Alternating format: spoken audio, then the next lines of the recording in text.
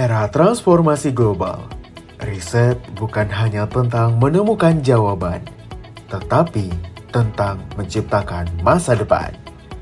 Ada Research Center, hadir sebagai wadah kolaborasi, inovasi, dan pengembangan ilmu pengetahuan yang berdampak bagi masyarakat. Melalui penelitian, publikasi ilmiah, pengabdian masyarakat, dan kemitraan internasional, kami membangun ekosistem akademik yang unggul dan berdaya saing global. Kami percaya setiap ide memiliki potensi untuk menciptakan dan menjadi solusi. Setiap kolaborasi mampu melahirkan perubahan, dan setiap langkah kecil dapat memberikan manfaat yang besar. Ada Research Center, Research, Innovation, Collaboration, and Impact. Baik, Bapak Ibu, apakah suara saya sudah terdengar?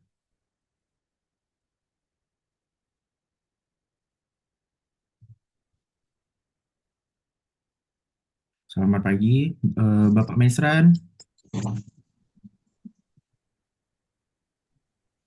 Assalamualaikum ya, bisa Ya, terdengar. terdengar ya, Bapak Mesran sudah hadir dan berhubung Pak Syahrizal juga hadir. Baik, Bapak Ibu, mari kita mulai saja dan izin sebelum kita memulai boleh diaktifkan kameranya, Bapak Ibu, agar rangkaian acara pembukaan ini dapat berjalan dengan hikmah dan nantinya bagian sesi dokumentasi juga dapat diambil momennya ya. Baik.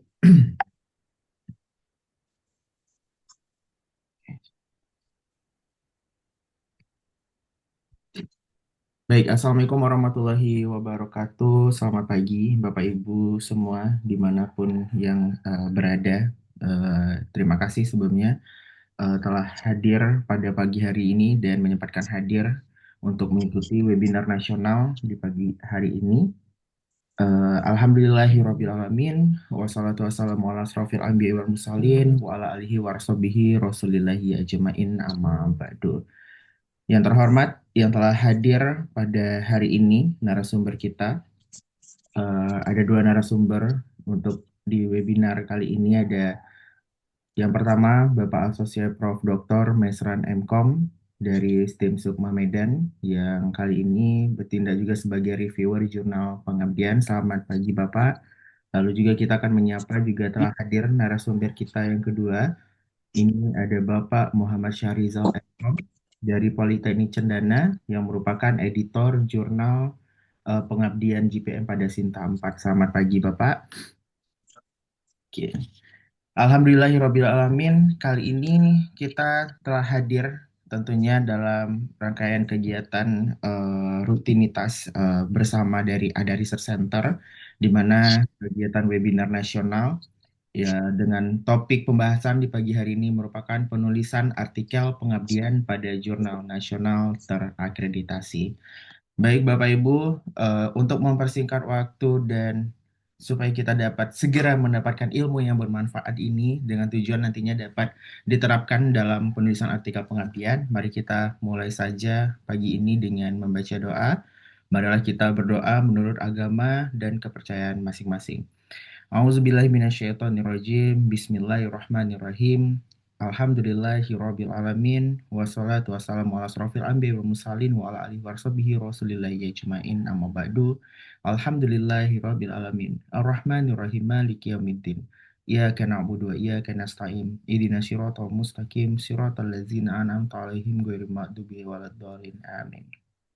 Ya Allah yang Maha Pengasih lagi Maha Penyayang, Tuhan yang Maha Esa, kami panjatkan puji dan syukur atas segala rahmat dan karunia-Mu, sehingga kami dapat mengikuti webinar nasional ini dalam keadaan sehat dan penuh semangat. Limpahkanlah keberkahan kepada seluruh rangkaian acara ini. Berikan kelancaran kepada para narasumber dalam menyampaikan ilmu, serta kemudahan bagi seluruh peserta untuk memahami dan mengamalkan ilmu yang diperoleh dari kemajuan pendidikan ini, dengan nantinya dapat kami terapkan dan kami amalkan dalam peningkatan penelitian dan pengabdian kepada masyarakat. Semoga kegiatan ini berjalan dengan lancar, sukses, dan membawa manfaat bagi kita semua. Rabbana atina fid dunya hasanah wa fil akhirati hasanah wa qina azabannar. Subhanallah, subhana rabbika rabbil izzati amma yasifun.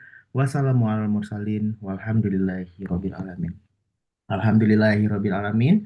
Tentunya semoga doa pengantar ini juga memberikan keberkahan untuk kita semua. Kita dimudahkan dalam urusan dunia maupun akhirat nanti. Amin. Amin ya rabbal alamin. Bapak Ibu hadirin yang berbahagia, kita langsung saja untuk mendengarkan pemaparan materi pada pagi hari ini tentunya tentang tema penulisan artikel pengabdian pada jurnal nasional terakreditasi. Kita akan dengarkan langsung dari narasumber pertama kita kepada Bapak Asosiat Prof. Dr. Mesran Mkom, dipersilakan.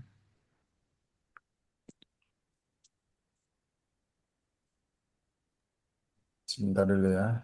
Baik ya, Assalamualaikum warahmatullahi wabarakatuh. Selamat pagi, Bapak Ibu semuanya. Waalaikumsalam warahmatullahi wabarakatuh. Pagi, Pak. Baik, untuk webinar kita hari ini, ya, kita ingin belajar menggunakan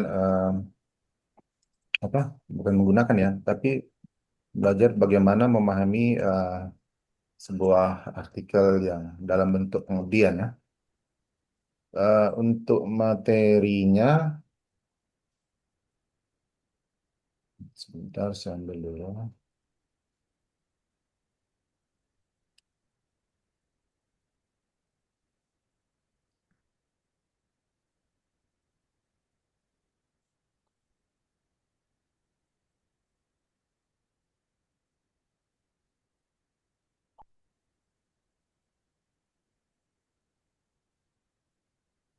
Teori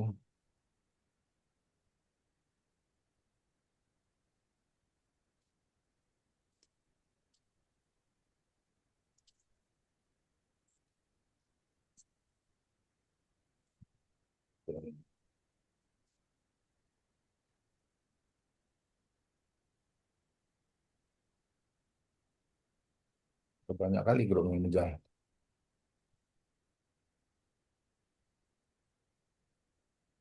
Loh, penulisan artikel PKM. Ya.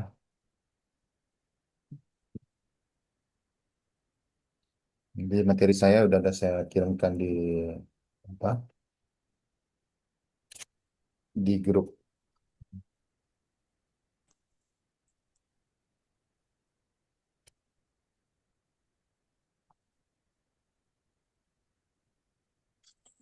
Nah, materi udah saya kirimkan di grup ya Bapak Ibu.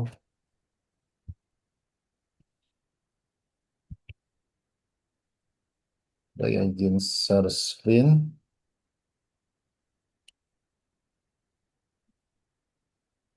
Alah, kok di stop lagi. Hmm.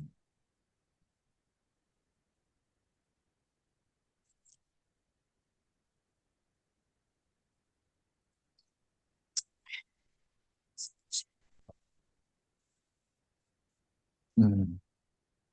Apakah bisa dilihat ya? Sudah muncul, Pak. Oke ya. Jadi saya yakin kita semua udah pernah membuat artikel pengabdian ya, Bapak Ibu. Cuma masih banyak juga yang belum belum begitu paham ya isi di dalam apa perbedaan artikel penelitian dengan artikel pengabdian ya. Ya, kita terjebak di dalam artikel pengabdian itu kita terjebak kalau saya bilang itu seperti album foto ya Bapak Ibu. Ya, seperti album foto di mana foto-foto kegiatan pengabdian itu kita masukkan di hasil dan pembahasan. Nah, ini tadi. Jadi kita terjebak di situ, Bapak Ibu. Bisa saja ada sampai 5-6 foto di situ. Ya, jadi itu agak kurang apa ya? kurang diterima di sebuah jurnal. Nah, untuk materi di grup ya, saya udah sharekan. Jadi bagaimana kita membuat sebuah artikel pengabdian tanpa terlalu banyak foto-foto itu tadi. Ya. Baik saya home base saya di Sekolah Tinggi Ilmu Manajemen Sukma Medan ya, STIM Sukma. Nama udah jelas lah ya. Nah, pengabdian dapat dilakukan eh, dengan diseminasi hasil dari penelitian pada mitra yang membutuhkan. Gitu. Jadi maksudnya apa ini? Itu banyak itu kita di perguruan tinggi ya, mahasiswa kita yang melakukan skripsi, itu kan dia hasil penelitiannya kan ada itu. Ah, misalnya saya di bidang ilmu komputer, jadi mahasiswa saya itu membuat sebuah aplikasi eh, pencatatan laporan keuangan, ya, eh, pengelolaan laporan keuangan. Jadi ada sebuah dia berbasis Android misalnya, gitu. Nah, aplikasi itu tadi udah jadi nih mahasiswa itu udah mahasiswa yang punya, gitu, ya kan? Mahasiswa yang buat aplikasi itu kita sebarkan gitu, diseminasikan. Maksudnya kita kenalkan ke mitra-mitra yang membutuhkan ini, misalnya salah satunya misalnya UMKM gitu. Nah itu udah sebuah pengabdian ya. Jadi banyak di antara kita juga ya melakukan pengabdian yang sosialisasi, pembelajaran pada mitra juga, pemahaman pada mitra, optimalisasi penggunaan tools apa gitu gitu. Tapi kita melupakan yang hasil penelitian di perguruan tinggi ini tadi gitu. Nah ini tadi.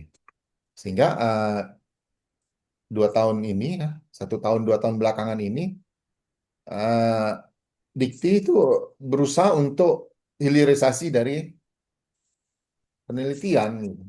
Maksudnya hilirisasi itu eh, hasil penelitian yang dilakukan yang dalam bentuk hibah-hibah dalam ratusan juta, ya, puluhan juta, itu hanya selesai di peneliti gitu, tapi tidak tersebar kepada mitra. Nah, bagaimana ini bisa sampai di mitra gitu. Nah, itu tadi maksudnya. Jadi hasil penelitian itu pada saat kita lakukan sosialisasinya kepada masyarakat, nah itulah dia bentuk hilirisasi sampai ke hilirnya. Ya, bukan hanya di muaranya saja gitu. Itu maksudnya, Bapak Ibu. Jadi dari hal ini saja, ini udah banyak banget ide-ide yang bisa kita lakukan dalam suatu pengabdian. Kenapa? Hasil penelitian mahasiswa itu kita bawa aja mahasiswanya. Mahasiswa yang menerangkan nanti ya kita sebagai apanya apa istilahnya itu yang memotori kegiatan itu tadi gitu. Ya itu tadi maksudnya.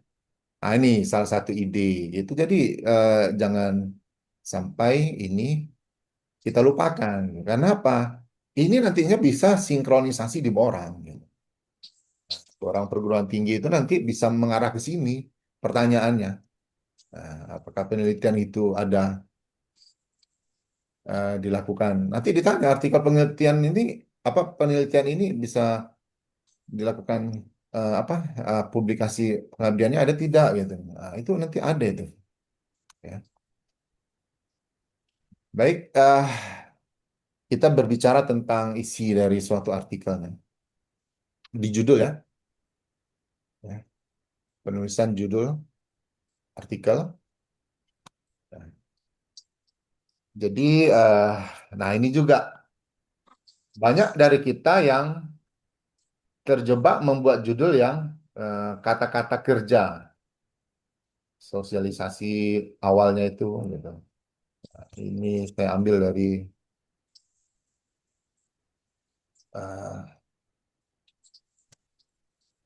ya. Nah, ya. Jadi hindari kata-kata yang awalannya seperti ini gitu, latihan branding gitu. Ini kan kata kerja ini. Tapi ini sebenarnya udah benar ini, upaya penguatan identitas produk UMKM. Ini udah pas, ada kebermanfaatan. Cuma hindari kata pelatihan. Karena pelatihan itu kegiatan pengabdiannya gitu. Penulisan artikelnya jangan dikatakan dengan kata kerja awalnya. Ya, jadi hindari sebenarnya. Ya. Apa bedanya pelatihan dan pendampingan? Agak sedikit berbeda. Nanti kadang ada buatnya workshop ini gitu, sosialisasi ini gitu. Ya. Jadi kayak gini dia bagus ini. Awali kata-kata begini gitu. Melalui penguatan literasi keuangan dan kewawasan masyarakat. Nah, jadi nampak ilmiahnya itu loh maksudnya. Ilmiahnya nampak. Jadi hindari kata kerja di awal, sosialisasi penggunaan masker anti gas beracun, ya, khususnya kepada anti gas beracun kepada petani petani keraton, khususnya penggilingan rumahan daun keraton. Nah, ini belum nampak kebermanfaatannya itu apa. Ini kan baru kegiatan yang mau kita lakukan itu sosialisasi penggunaan masker anti gas beracun. Mitranya apa? Petani keraton, ya, di sini gitu. Jadi belum nampak ini kebermanfaatannya. Nah, itu tadi. Jadi di suatu judul artikel pengabdian itu usahakan itu informatif, ya. Informatif itu dari sisi ilmiahnya jelas, kebermanfaatannya jelas. Uh, Secara tidak langsung mitranya itu terlihat tapi tidak ada menunjukkan lokasinya gitu. Ini ya, hindari ini ya Bapak Ibu ya. Tanpa lokasi dan nama mitra. Di judul ya, bukan diisi gitu. Kenapa? Suatu publikasi ilmiah itu suatu proses di dalam penyebaran kepakaran kita, penyebaran keilmuan kita, penyebaran gitu. Tapi ini udah kita sebar, cuma di judul kita patok lokasinya ini, sehingga apa kejadiannya? Nah, nanti para peneliti, para mahasiswa yang mau membaca artikel kita, kadang dia melihat, oh ini hanya di sana saja gitu. Jadi nggak menarik jadinya gitu. Nah, lokasi kita beda di sini gitu katanya. Nah inilah tadi. Jadi dengan kata judul saja membuat peneliti atau mahasiswa nggak jadi membaca artikel kita gitu. Kenapa? Ada lokasinya. Nah ini tadi Bapak Ibu ya. Jadi hindari ada nama lokasi di judul. Agar apa? Penyebaran keilmuan itu, penyebaran ilmu pengetahuan itu bisa sampai ke kalangan yang bukan hanya di lokasi itu saja. Nah, itu tadi. Kemudian, kata lain dari informatif gitu. Ada beberapa orang yang membuat judul artikel itu dia seperti apa namanya? Membuat orang tertarik ingin membacanya, seperti judul berita. Nah, itu yang dihindari gitu. Ya kan? Karena bedanya peneliti ilmiah dengan berita ini berbeda gitu. Kalau berita bagaimana membuat orang itu tertarik untuk membacanya gitu. Tapi kalau informatif di sini yang dimaksudkan bahwa harus terlihat jelas dari sisi apa eh, manfaat yang diperoleh, ya kan? Kemudian secara tidak langsung apa proses yang terjadi, kemudian secara tidak langsung terlihat ini ditujukan kepada siapa gitu maksudnya. Walaupun tanpa ada kejelasan nama mitranya. Nah, ini yang dimaksud informatif ini tadi. Nah, judul 10 sampai 14 kata. Ya. Jadi kalau udah artikel pengabdian ini jarang sekali yang di bawah 8 ini. Biasanya banyak banget ini. Ya. Penguatan feature soft skill melalui pelatihan interaktif. Nah, kayak gini deh maksudnya. melalui pelatihan interaktif. Jadi, bolehkah kata kerja itu berada di tengah? Boleh. Begini. Yang dihindari itu yang di awal gitu. Begini. Ini kebanyakan ini nama kegiatannya pelatihan gitu. Tapi jangan judulnya pelatihan ini gitu. Tapi diawali dengan kata yang lain kayak seperti ini. Penguatan feature soft skill melalui sosialisasi boleh ya untuk meningkatkan ini kebermanfaatannya menghadapi pendidikan tinggi dan dunia kerja. Nah, ini juga boleh. Nah, ginilah nampaknya. Jadi tercermin yang mau dilakukan itu apa? Penguatan voucher soft skill. Nah, untuk apa kebermanfaatannya? Peningkatan kesiapan lulusan SMA. Mitranya apa? Mitranya ya anak SMA untuk menghadapi pendidikan tinggi dan dunia kerja. Nampak kebermanfaatannya itu nampak itu maksudnya. Jadi misalnya ini sosialisasinya itu boleh di tengah-tengah kata gitu. Di tengah-tengah kalimat gitu. Jangan di awal gitu. Sosialisasi kolaborasi program forest terapi dengan UMKM olahan pangan. Ini jelas sekali nampak kegiatan yang mau dilakukan gitu. Ya kan? Upaya pemanfaatan hutan di kota. Ini kebermanfaatannya nampak gitu. Pemberdayaan hutan kota. Ya kan? Nah, jadi ilmiahnya itu cuma sampai di sini gitu yang perlu kita poles. Yang ini hindari ya. Ini hindari karena lokasi gitu nggak boleh. Ya, jadi dari kata ilmiah itu diharapkan banyak eh, memberikan kata-kata kunci sehingga para peneliti eh, mudah untuk searchingnya nanti. Itu maksudnya. Jadi hindari lokasinya. Ini. Nah ini perlu dipoles. Judulnya begini. Ini tadi ya. Jadi menjelaskan kebermanfaatan pada mitra, oke, sudah. Tidak bermakna ganda. Kadang ada yang kata-kata itu dua kali tertulis, ya, di depan, di belakang, kadang ada gitu. Ya, nah ini tadi. Oke, ini dari judul artikel pengabdian. Ya, misalnya ini suara siapa itu? Oh, sebentar, saya coba.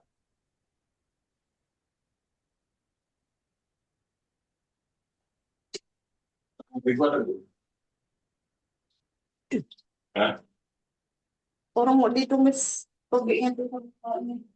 Aduh, masih masak ini. Ada yang masak. Coba kita lihat. Nah, ini misalnya. Oke.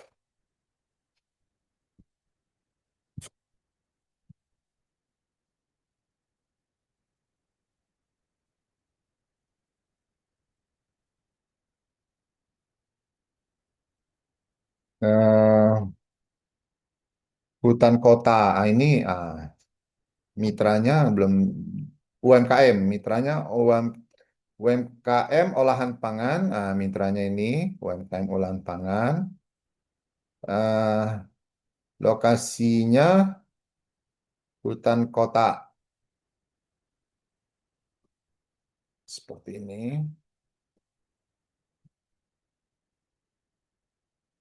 Nama kegiatannya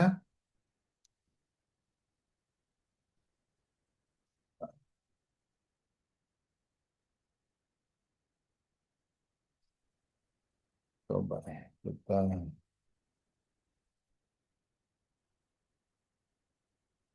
dari kegiatan ini bantu beriin 7 topik pengabdian judul 10 kata tanpa menyebutkan lokasi kegiatan mitra.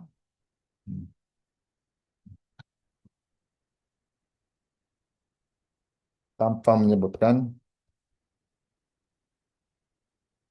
lokasi Ya,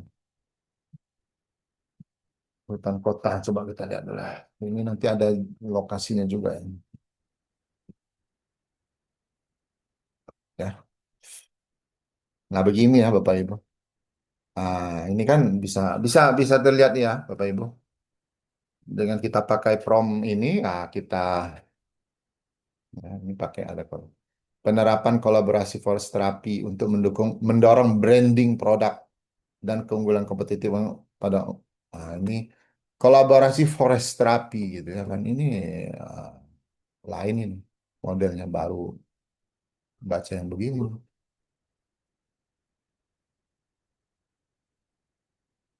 Nah,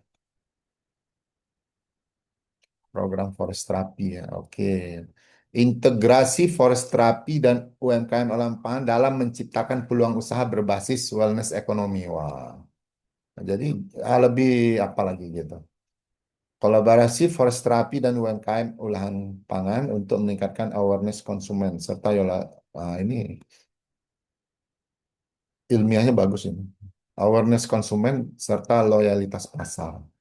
Jadi begini dia maksudnya. Penguatan kapasitas UMKM olahan pangan melalui program forest terapi sebagai branding. Ya. Jadi coba kita modif di sininya. Ini kan tanpa ada lokasi gitu ya kan. Nah,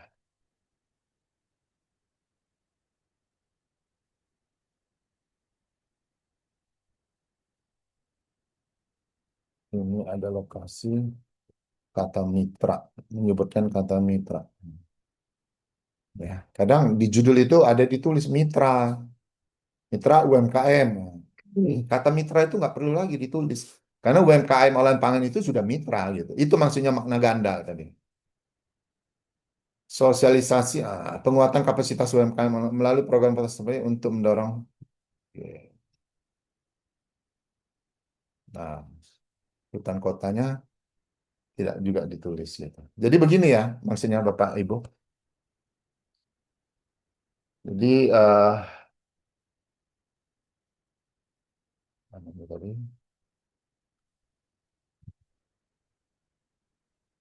Misalnya, nah itu tadi cara untuk memoles judulnya. Jadi hindari kata ini, ya. Kemudian, nah ini di judul. Kemudian abstrak. Bagaimana di dalam suatu abstrak itu, nah barulah kita jelaskan mitranya, permasalahan mitra, tujuan, kontribusi dari kegiatan pengabdian dilakukan, dan ada juga terdapat hasil apa namanya hasil akhir dari pengabdian yang dilakukan. Misalnya dari kegiatan yang dilakukan memberikan pemahaman uh, apa misalnya bahwa mitra mendapatkan kepuasan yang uh, bagaimana gitu. Ada hasilnya ya kan di dalam post-test dan pre-test pre-test dan post-test itu kan nanti bisa terlihat itu. Nah, berhasil. Itu tadi. Kata kuncinya berhasil. Berarti berapa persentasenya gitu. Memahaminya sekitar 80% sangat apa memberikan kebermanfaatan yang baik terhadap mitra. Misalnya. Itu terlihat itu hasil pengabdiannya. Itu tadi. eh ini udah biasa ya, 250 sampai 300 kata. Jangan ada kutipan atau rujukan gitu. Jadi di dalam abstrak itu harus dijelaskan ada mitra, ada permasalahan mitra, ada tujuan, ada kontribusi, dan ada hasilnya. Nah ini tadi. Jangan ditanya novelty-nya ya, karena ini kadang pengabdian ini kan jauh dari kata novelty ini, susah gitu. Mencari novelty-nya di mana gitu. Nah ini tadi. Kemudian penulisan pendahuluan. Ya. Jadi di paragraf pertama kedua usahakan ada kajian penting dari kegiatan yang dilakukan. Jadi maksudnya kajian penting atau grand theory itu, ya, misalnya ini.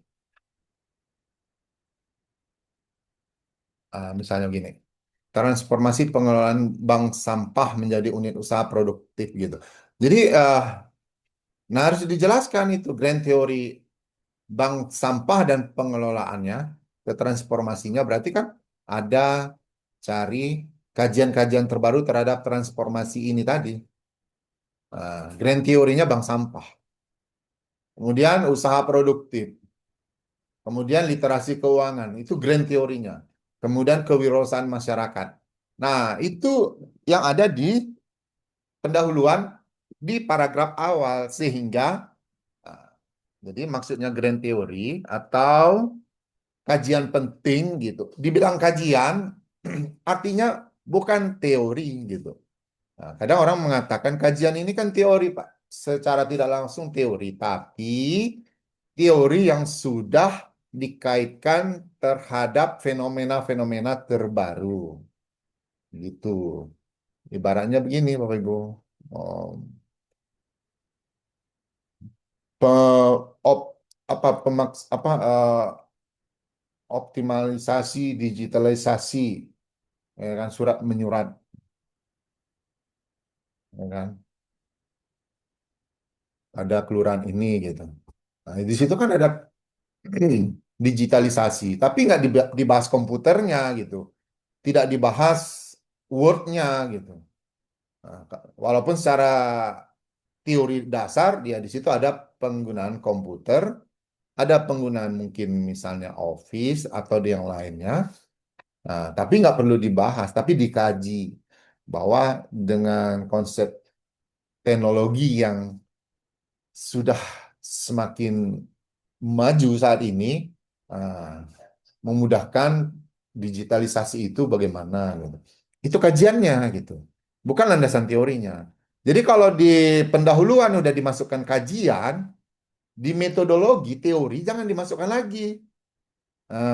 Kan ada itu di metode pelaksanaan. Nanti dibuat lagi literatur review gitu. Untuk apa ditulis lagi gitu? Karena kita udah menyediakan letaknya itu di awal gitu, membahas tentang apa sih bank sampah, bagaimana transformasinya. Nah, itu kan berarti ada dikaji dengan penelitian terkini, fenomena terkini. Nah, tuh. Sehingga apa? Ada rujukan. Nah, rujukannya gunakanlah software referensi ilmiah seperti EndNote, Mendeley, apalagi banyak itu ada beberapa. Nah, begitu Bapak Ibu. Ya. Jadi itu yang perlu dibahas di paragraf pertama dan paragraf kedua, Grand Theory. Nah, jadi ini banyak yang udah bahas sampai 3 paragraf. Citasinya belum ada. Nah, ini tadi. Citasinya belum ada. Ini gimana dia nulis ini? Ya kan? Fenomena terkait dengan apa yang mau diteliti dia, tapi nggak ada rujukannya. Nah, jadi usahakan ada citasi Bapak Ibu. Kemudian paragraf selanjutnya barulah masuk ke mitra dan masalahnya. Nah, menjelaskan masalah mitra. Seperti yang terjadi yang dialami oleh UMKM ini. Itulah kalimat biasanya. Terdapat yang bergerak di bidang ini gitu. Terdapat beberapa permasalahan yang biasa ditemukan dalam gitu. Jelaskan masalah mitranya apa. Jangan pakai poin. Nah, ya, jangan pakai poin gitu. Jadi nanti walaupun poin yang di dalam 1, 2, 3 ataupun di dalam narasi, hindari, sebaiknya hindari. Ya, gunakan aja, masukkan aja lah ke dalam chat GPT. Jadikan narasi paragraf tanpa menggunakan poin. Udah jadilah dia. Nah, setelah ada masalah mitra, jelaskan apa sih kebutuhan dari pengabdian itu dilakukan, urgensinya apa gitu. Nah, ya kan? Urgensinya itu apa? Kenapa itu harus kita berikan kepada mereka? Ya kan? Apa itu harus penting gitu? Nah, buat kalimat narasinya gitu. Jadi ini bisa di paragraf keempat. Jelaskan kesenjangan kegiatan yang dilakukan. Ini memang agak sulit ini. Kalau dibilang di artikel penelitian itu gap research itu. Kalau di sini ya kesenjangan kegiatan. Artinya kegiatan yang kita lakukan saat ini pakai apa? Nah, yang sebelumnya pernah ada yang melakukannya menggunakan ini gitu. Ya, ini tadi. Jadi kesenjangan kegiatan yang dilakukan dengan kegiatan pengabdian yang sudah ada. Nah, ini buatlah sekitar 4 kegiatan yang sudah terdahulu gitu. Bingung cara membuatnya, gunakanlah ChatGPT. Masukkan aja artikel PDF-nya, dibaca apa isi dari kegiatannya, hasilnya, dan dari kegiatan kita saat ini, bantu buatkan kesenjangan penelitiannya. Nanti udah kalimatnya udah diberikan. Ya. Nah, kita tinggal modif-modif. Kemudian ada tujuan pengabdian dan ada kontribusi kegiatan pengabdian. Nah, ini tadi. Jadi di dalam isi naskah harus ada ini di pendahuluannya. Oke, kita tes coba naskah yang dari beberapa ini dari Pak Kahar Muzakar. Ya, oke, ada ini keraton tanaman subur. Ini khasiatnya. Oke, ada citasi. Tanaman keraton hingga ke beberapa negara. Oke, beberapa bagian luar. Oke, kandungan senyawa kimia tersebut ya. Pengolahan daun keraton seperti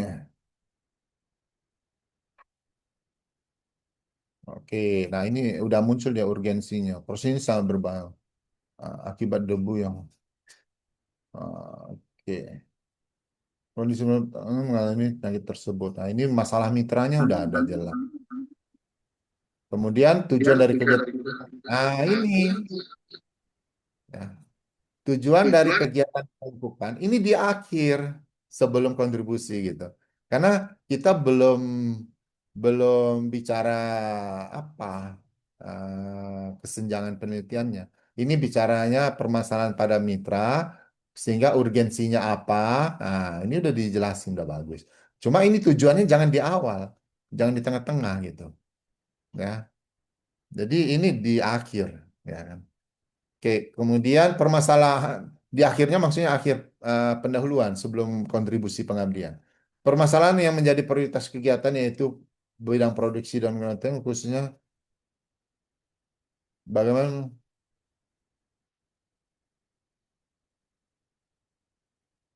Oke, ini dijelaskan lagi masalah mitra. Di atas juga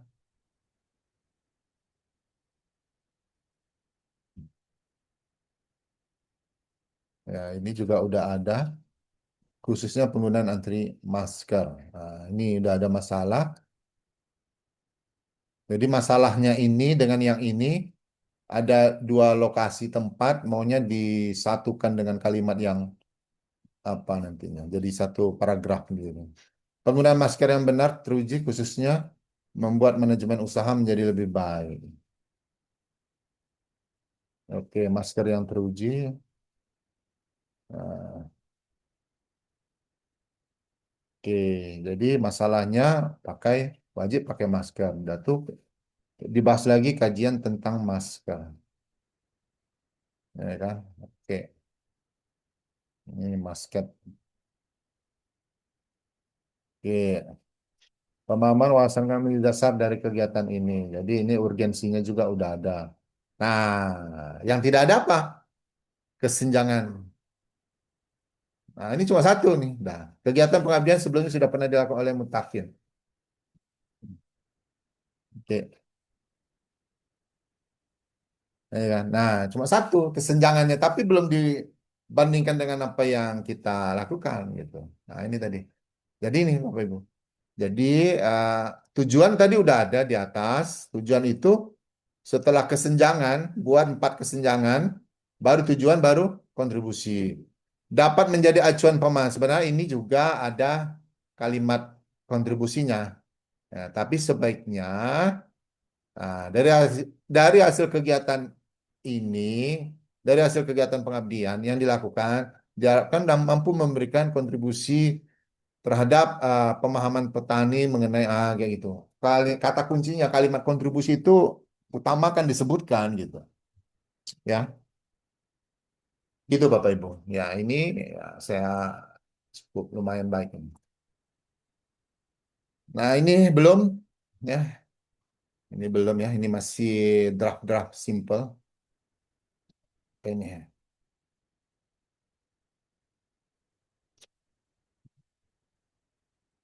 Oke, ini punya ibu dia. Pemanfaatan hutan kota sebagai kesehatan, oke, pedagang makanan, kegiatan pengabdian. Nah, ini kalimatnya. Belum, masih belum ini, masih bicara fenomena ini sebenarnya ini. Nah, hutan kota itu sebagai ruang kesehatan dan ekonomi masyarakat masih belum optimal gitu. Ini masalah ini. Ya, jadi ceritakan aja. Ruang kota dan sebagai ruang kesehatan ekonomi masyarakat, bagaimana saat ini, ya kan, kajiannya gitu. Barulah permasalahannya dijelasin. Ini belum optimal, ini masalah. Baru, ya ini juga masalah. Nah, ini baru tujuan. Nah, ini cepat kali nih. Udah, satu paragraf, belum habis sudah ada masalah, tujuan.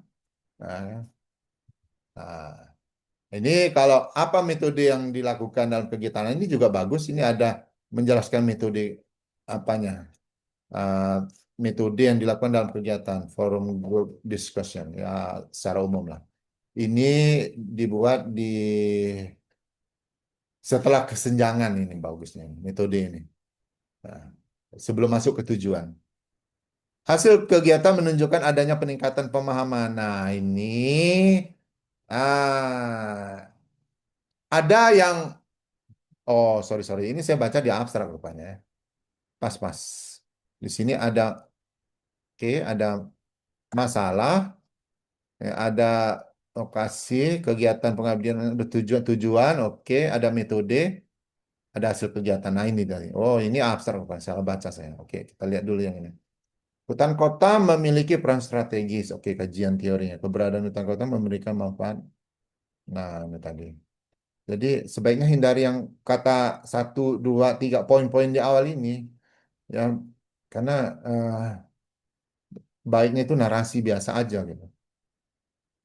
Oke, masih fenomena. Salah satu pendekatan yang berkembang saat ini perkembangan. Oke, fenomenanya dikaitkan untuk uh, lebih terbaru lagi dan lingkungan hutan dan juga sebagai inovasi kesehatan. Oke, kajian teorinya masih kajian teori mengenai hubungan antar penelitian dilakukan mengenai dia bahas kajian juga kelurahan. Nah, ini bahas masalah bahas mitra.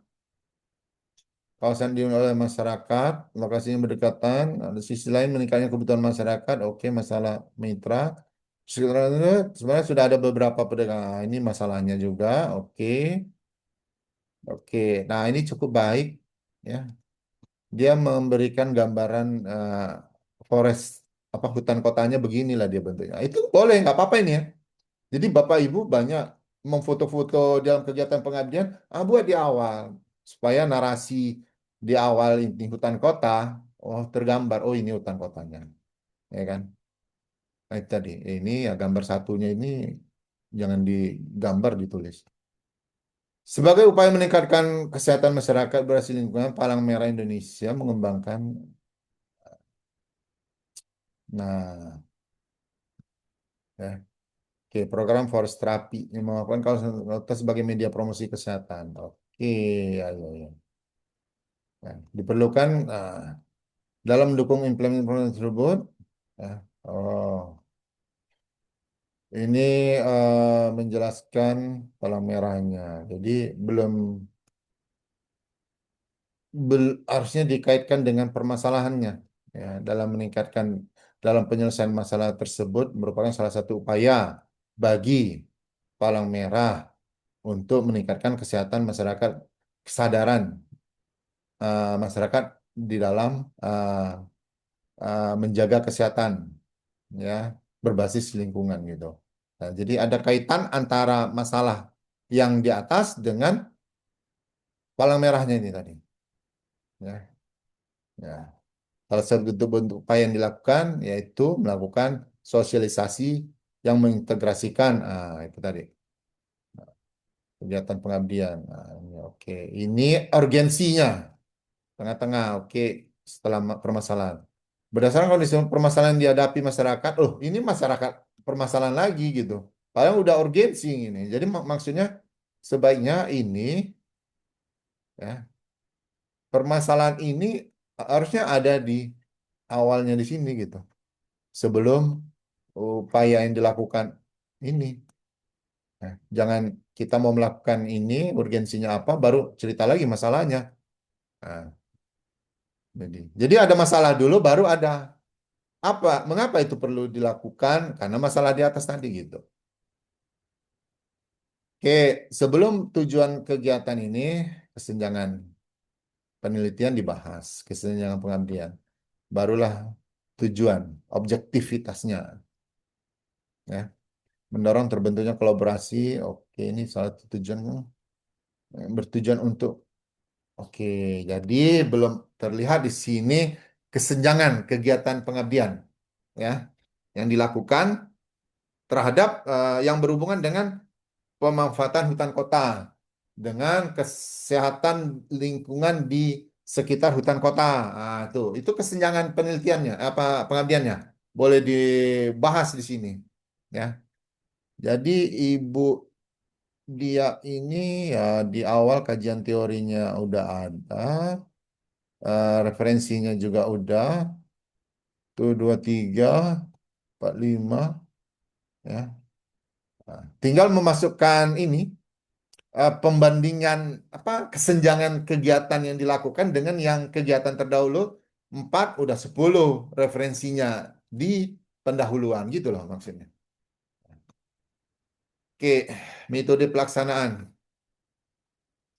ya kegiatan pengabdian ini merupakan bagian dari perencanaan health tours di kelurahan. Oke, ini hindari uh,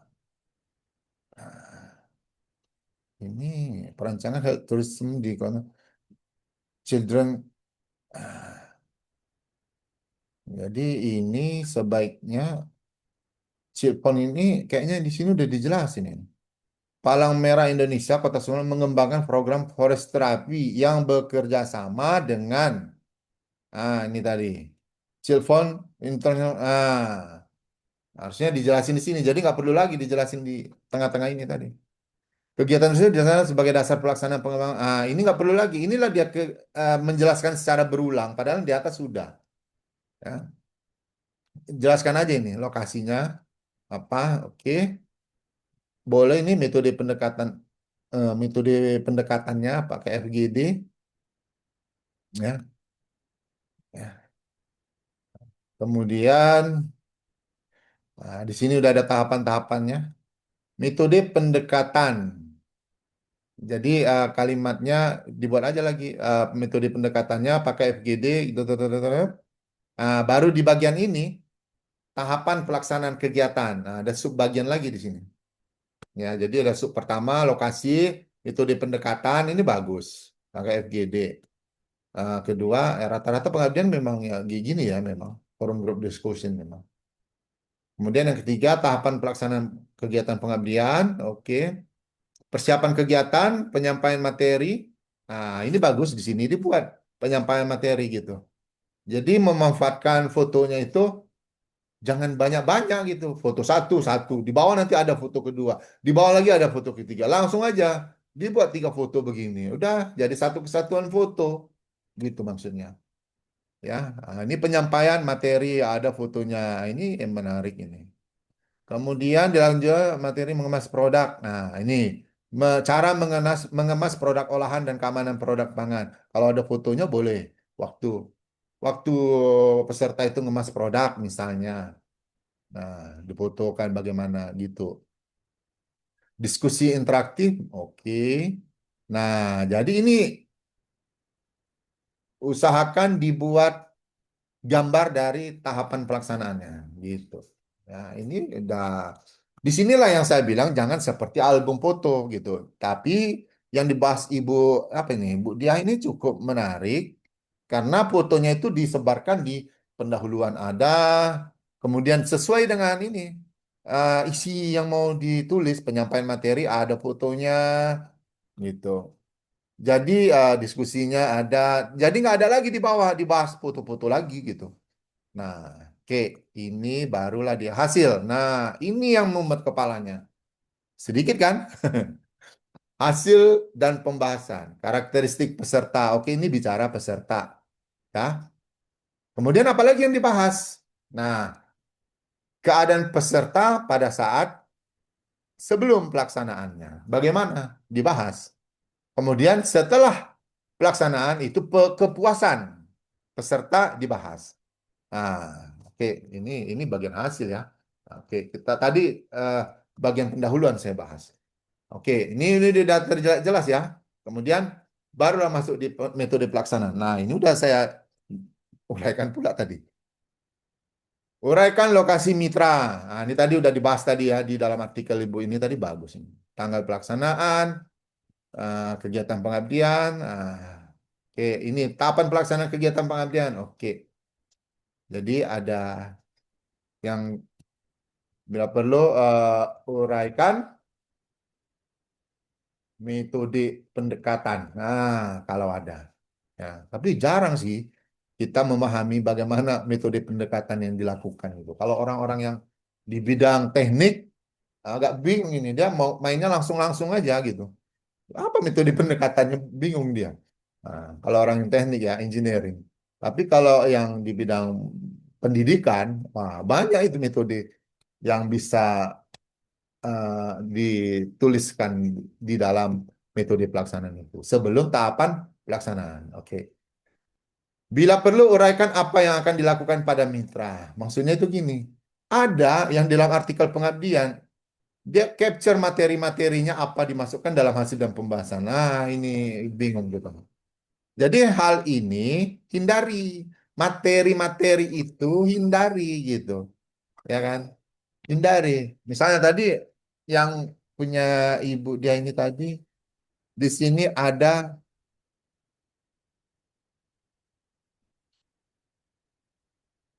mana ya penyampaian materi dalam menciptakan penyampaian bahasa sebenarnya.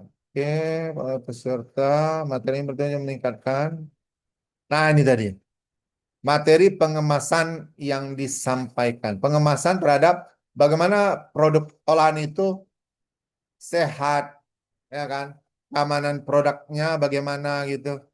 Nah, ini kan materinya gitu. Jadi boleh disampaikan ya.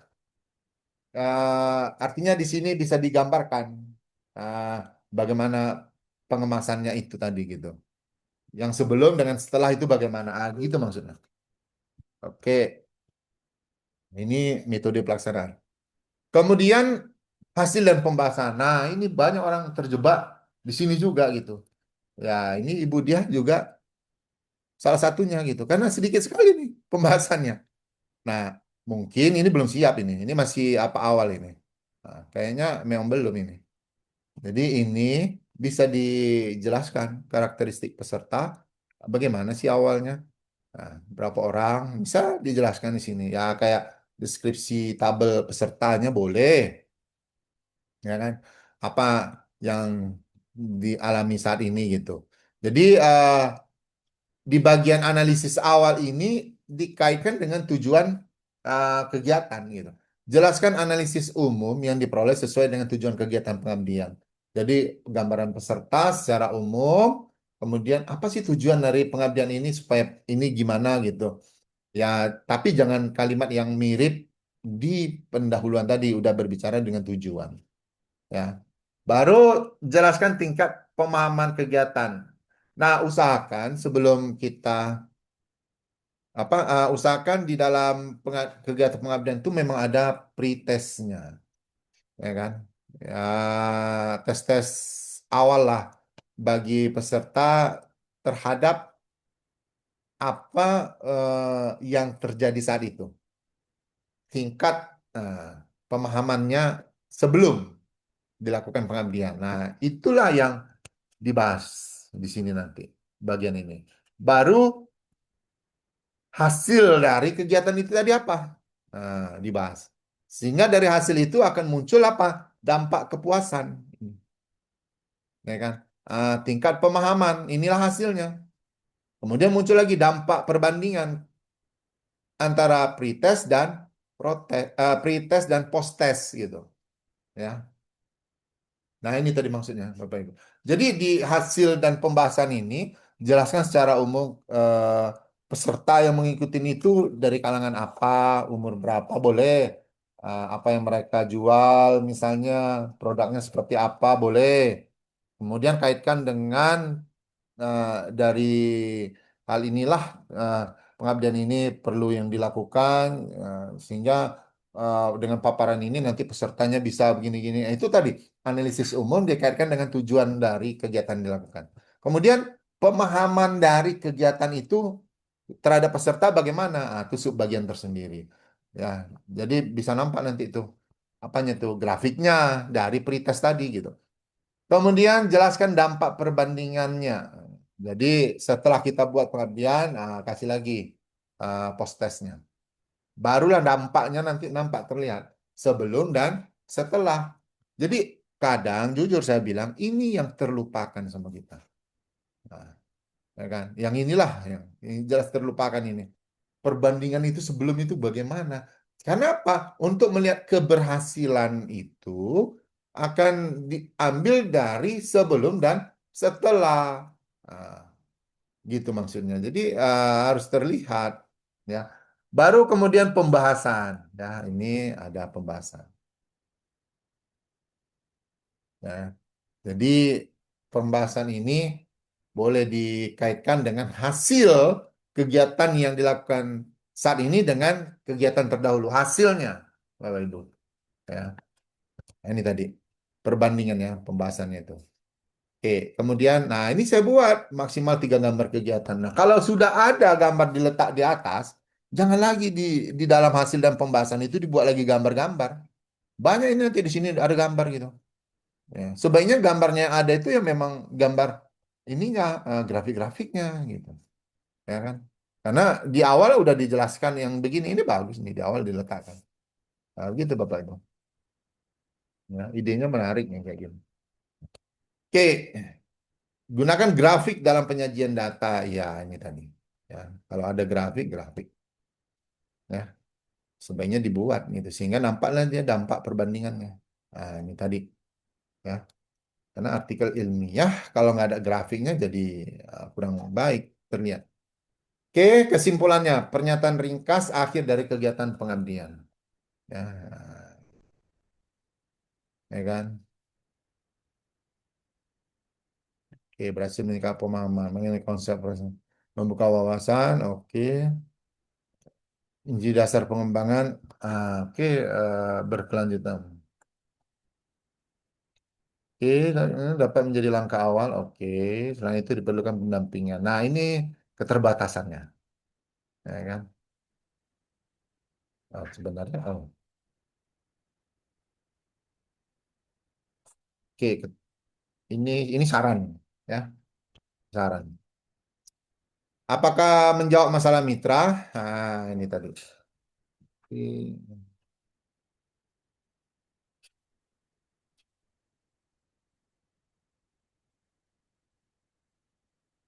Berhasil meningkatkan pemahaman tentang pedagang manin mengenai konsep forestrasi. Oke, berhasil menjawab permasalahan mitra. Oke, di sini udah ada kata kuncinya ini. Ya kan, membuka wawasan tentang ini. Oke.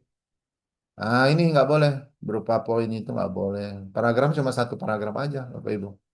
Ya, walaupun banyak yang Bapak Ibu buat satu paragraf aja, ya kan. Kemudian ya,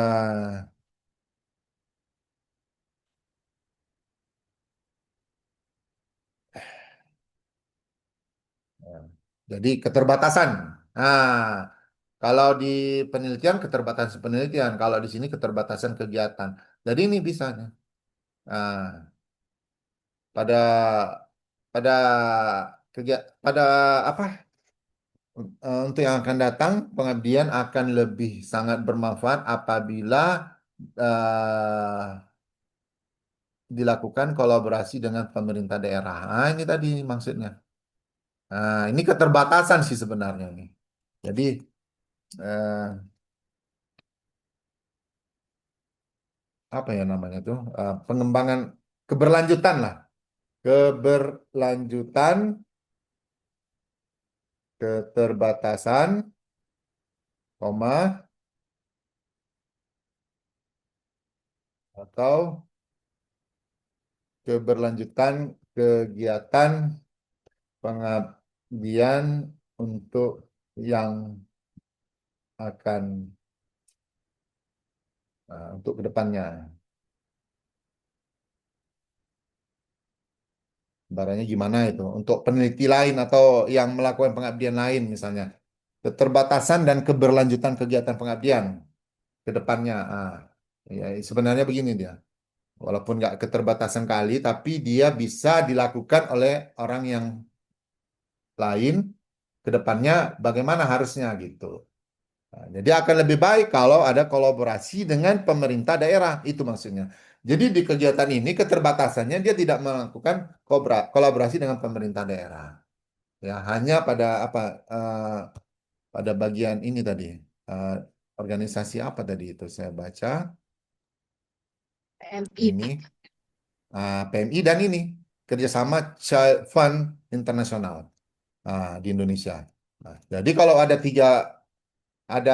PMI, Child Fund Internasional, ada pemerintah kota, mungkin ini akan lebih baik ke depannya gitu maksudnya. Itulah dia keterbatasannya.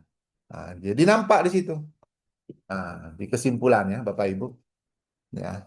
Jadi itulah dia kesimpulan. Minimal 200-300 kata tanpa rujukan. Nggak boleh ada lagi rujukan di situ. Jadi jangan dijelaskan lagi nilai-nilai angka yang hasil dari grafik atau bagaimana di kesimpulan. Oke. Kemudian ini biasalah ini ya kutipan daftar pustaka. Jadi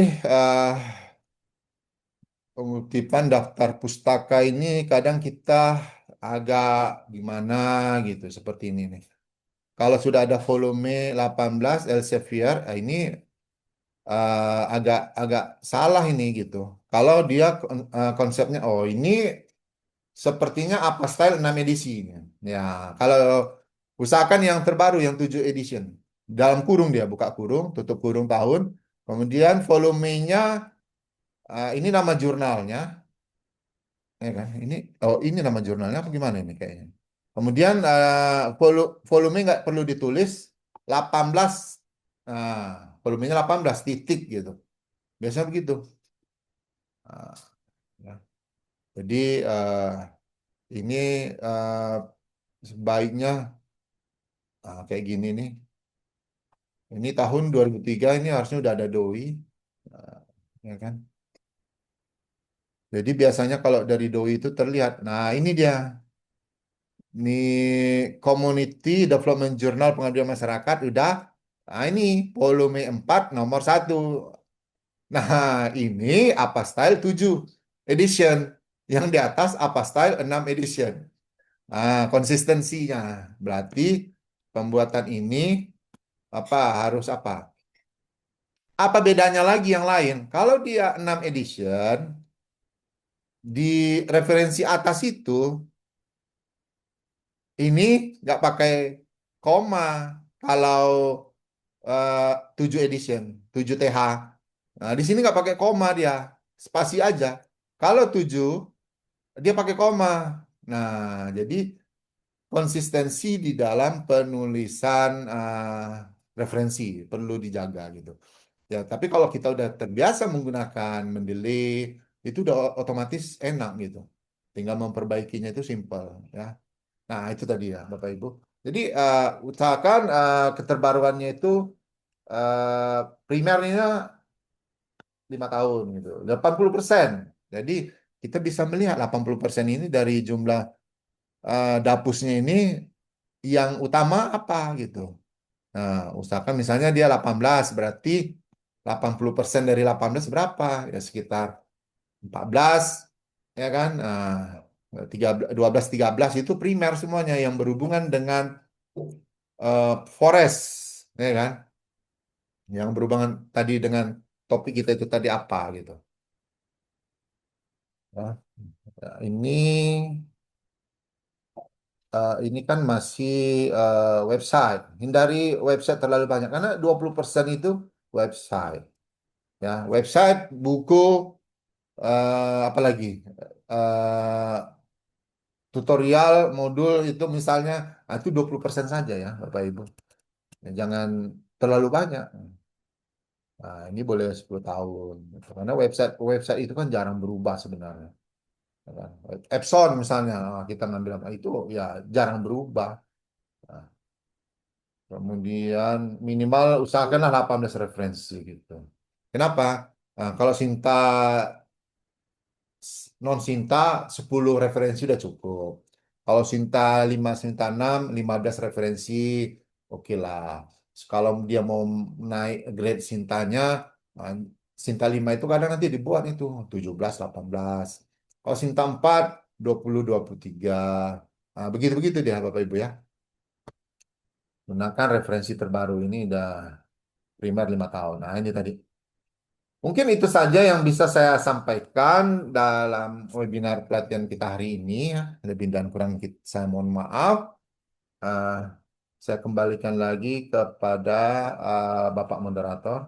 Assalamualaikum warahmatullahi wabarakatuh. Waalaikumsalam warahmatullahi wabarakatuh. Terima kasih Bapak narasumber pertama kita, Bapak Mesran yang telah memaparkan materi. Baik, Bapak Ibu, untuk sesi tanya jawab nanti kita akan kita buka apabila nanti setelah disampaikan narasumber kedua agar mempermudah untuk ilmunya ini juga dapat dilanjutkan dan dimanfaatkan lagi. Baik, Bapak Ibu hadirin yang berbahagia, selanjutnya kita akan mendengarkan dari lanjutan materi kita yang akan disampaikan oleh Bapak M. Syahrizal MKOM selaku editor dari Jurnal Pengabdian JPM Sinta 4. Kepada Bapak kami persilakan. Oke, baik. Terima kasih kepada eh, moderator kita hari ini, Bapak Rizky Indra Saputra, MM. Baik, sebentar saya mau share atau membagikan link apa dulu ya, materi ya.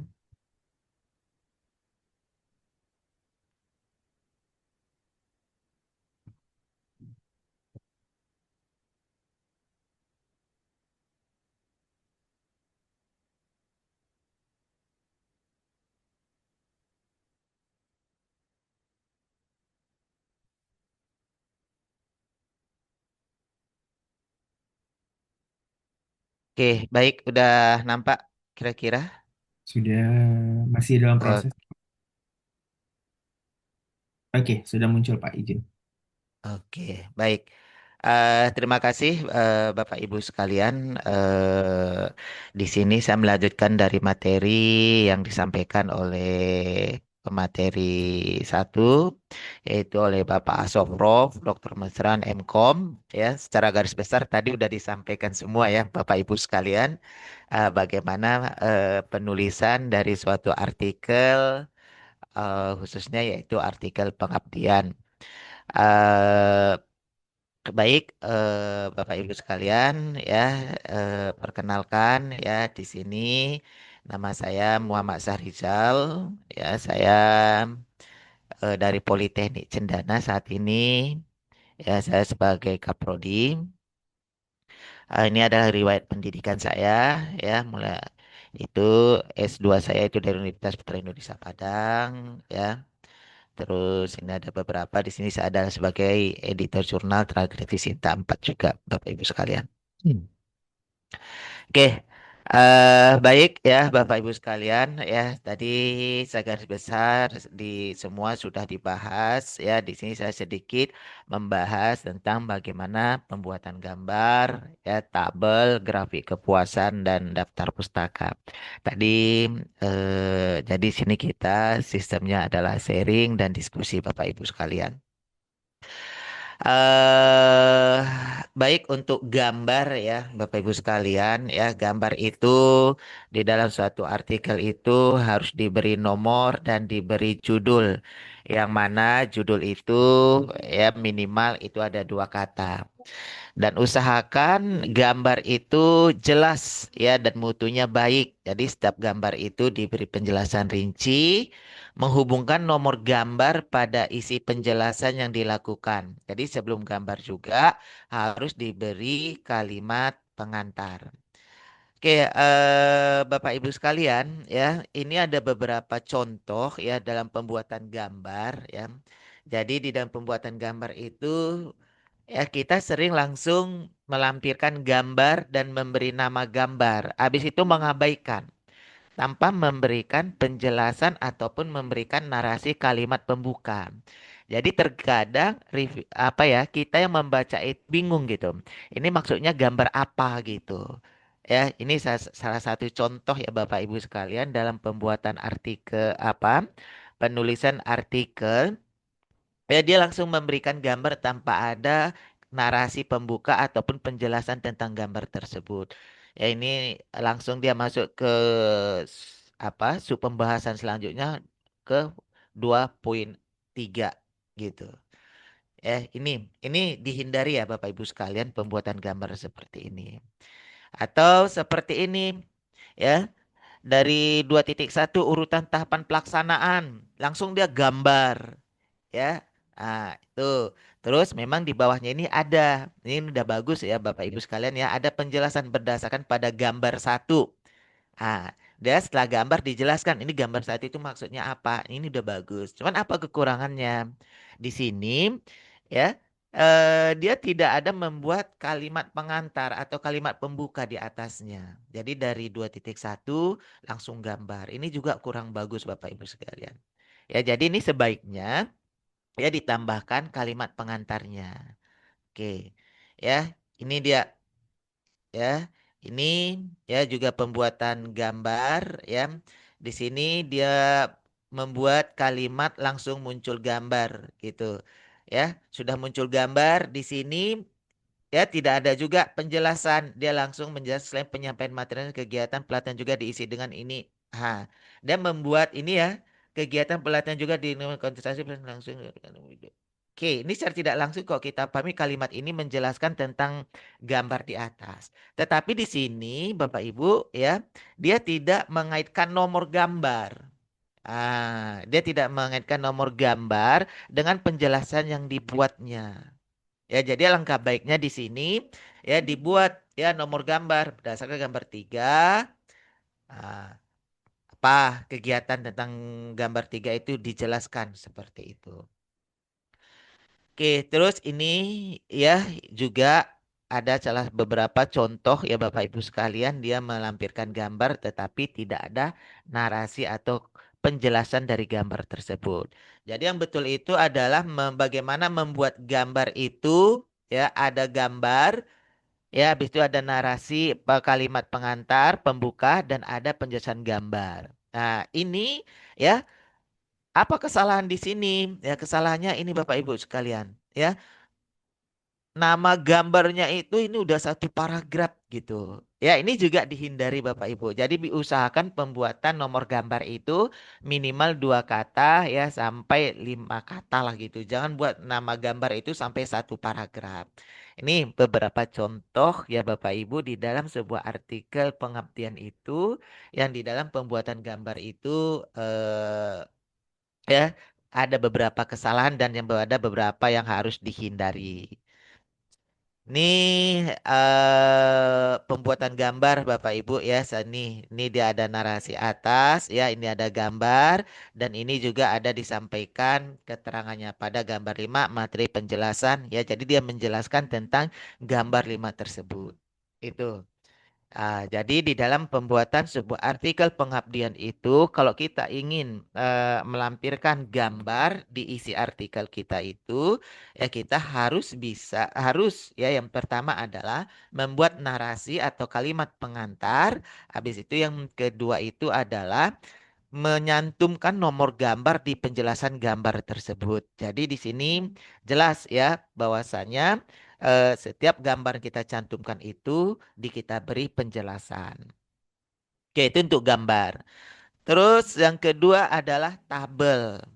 Ya, tabel di sini ya Bapak Ibu kita juga sering di dalam penelitian itu biasanya di dalam membuat tabel itu adalah tabel umpamanya hasil daripada pretest ya atau tes sebelum kegiatan dan setelah kegiatan. Jadi di dalam membuat tabel itu juga tabel itu harus kita beri nama ya, ataupun judul itu minimal 2 kata. Terus di sini perlu dihindari Bapak Ibu sekalian ya, di dalam pembuatan tabel itu tabel tidak boleh dijadikan gambar. Terkadang ya ada beberapa peneliti karena tabelnya terlalu besar jadi dibuat gambar gitu. Jadi itu dihindari Bapak Ibu sekalian. Ya, terus setiap tabel itu juga diberi penjelasan rinci tentang tabel tersebut ya dan mengaitkan ya nomor tabel pada penjelasan. Jadi sebelum tabel tersebut juga harus diberi kalimat pengantar. Jadi di dalam menjelaskan tabel dan gambar itu hindari kata-kata di atas atau di bawah. Ya, contoh pada gambar atau tabel di atas, seperti gambar atau tabel di bawah itu dihindarin Bapak Ibu sekalian. Ya ini contoh ya pembuatan tabel ya di sini ya dia gambar setelah keterangan gambar langsung buat tabel satu ya nama tabel tanpa ada narasi dan tanpa ada penjelasan juga ya. Jadi yang ini ya dia ada udah buat ya kalimat pembukanya, tetapi di sini dia tidak ada penjelasannya penerapan mesin press. Langsung di sini dia menjelaskan tentang penerapan mesin press. Ya, tapi dia tidak menjelaskan tentang tabel 2 yang dibuatnya. Oke, terus ini ya contoh Bapak Ibu sekalian ya pembuatan tabel itu yang benar ya. Jadi di sini ada ya kata-kata disajikan pada tabel satu. Ini tabel satu. Terus di sini dan memberikan penjelasan tentang tabel satu yang dibuat. Kondisi pada tabel satu menunjukkan bahwa ini dijelaskannya lah dia ya tentang tabel satu yang dibuatnya. Jadi Bapak Ibu kalau ingin membuat tabel di dalam penelitian pengabdian itu harus ada kalimat pembuka ya, habis itu penjelasan dari tabel ya atau gambar. Dan jangan lupa juga di dalam penjelasan itu mengaitkan ya nomor tabel tersebut di penjelasannya. Oke. Oke, itu tuh tabel. Terus yang selanjutnya adalah grafik kepuasan. Ya, tadi juga sudah dijelaskan oleh pemateri kita, ya oleh Pak Mesran tentang membuat setiap penelitian itu perlu dibuat yaitu grafik kepuasan daripada mitra kerja kita di dalam melakukan pengabdian masyarakat. Jadi gambar grafik kepuasan itu merupakan grafik yang dibuat untuk menilai keberhasilan kegiatan. Jadi gambar grafik tersebut membandingkan kondisi mitra sebelum dan sesudah kegiatan. Ya, jadi ada pengujian sebelum kegiatan. Ya, tadi sudah dijelaskan oleh pemateri kita, Bapak Ibu sekalian. Ya, jadi sebelum kegiatan itu kita buat grafiknya, bagaimana pengetahuan mereka itu. Ya, contoh kita akan melakukan kegiatan pengabdian, umpamanya untuk pembuatan kemasan produk UMKM. Jadi sebelum kegiatan itu mereka itu pemahaman mereka tentang kemasan produk UKM ini berapa persen, berapa persentasenya. Terus baru kita buat lagi setelah kegiatan ya pemahaman mereka tentang kemasan produk UKM ini berapa persen, ada nggak kenaikannya? Ya, setelah itu baru yang terakhir itu adalah membandingkan ya sebelum dan setelah kegiatan. Tuh, jadi di sini alangkah bagusnya kalau kita sajikan itu dalam bentuk grafik. Ya, jadi ada sebagian dampak kegiatan terhadap perubahan dia hanya menjelaskan saja dengan narasi-narasi ya tanpa adanya grafik seperti ini ya. Jadi alangkah bagusnya kalau umpamanya narasi-narasi tersebut itu dijelaskan dalam bentuk grafik ya seperti ini. Jadi di sini ada mereka perbandingan kinerja. Ini perbandingan kinerja di tabelnya. Habis itu di sini dibuatnya grafik ya. Dampak implementasi. Ini dampak. Ini sudah dibuat langsung dampaknya Bapak Ibu sekalian. Ya ini sebelum dan sesudah. Ya. Jadi untuk membuat apa namanya itu grafik kepuasannya itu Bapak Ibu, sebelum kita melakukan perbandingannya ini ya, sebelum kita membuat perbandingan dampak sebelum dan setelah kegiatan ini ya, jadi seharusnya itu kita buat dulu ya. Yang pertama itu adalah tabel umpamanya ya, kepuasan ataupun pengetahuan. Ini di sini saya berikan contoh kegiatan kemampuan Microsoft Office ya, ini kegiatan Microsoft Office. eh jadi sebelum kegiatan ini nih rendah semuanya ya. Ini sebelum kegiatan rendah. Jadi sebelum kegiatan ini kita buat grafik. Buat grafiknya bahwasanya pengetahuan tentang aplikasi Office ya pada mitra kita ini ya, sekian persen masih rendah, sekian persen sedang dan tinggi. Ya, jadi muncullah grafik di sini Bapak Ibu sekalian sebelum kegiatan, bahwasannya ya di sini persentasenya itu lebih banyak ya mereka itu yang belum memahami daripada aplikasi Office. Ini sebelum kegiatan Bapak Ibu sekalian ya. Dan setelah kegiatan ini juga seharusnya Bapak Ibu ada tabel ya, ada kalau memang bisa ya hasil daripada angketnya ya, itu buat juga tabelnya ya, buat di tabel. Habis itu buat juga grafiknya seperti ini ya. Setelah dibuat ini sebelum dan sesudah ya, setelah itu dibuat juga ya perbandingannya ya, setelah seperti ini ya, perbandingan sebelum dan sesudah kegiatan, dibuat grafiknya seperti itu. Jadi seperti itu ya Bapak Ibu ya, di dalam membuat gambar, tabel dan kepuasan grafik. Terus ya yang terakhir yaitu daftar pustaka. Ya tadi udah dijelaskan ya, daftar pustaka kriterianya itu yang pertama itu daftar pustaka itu harus relevan.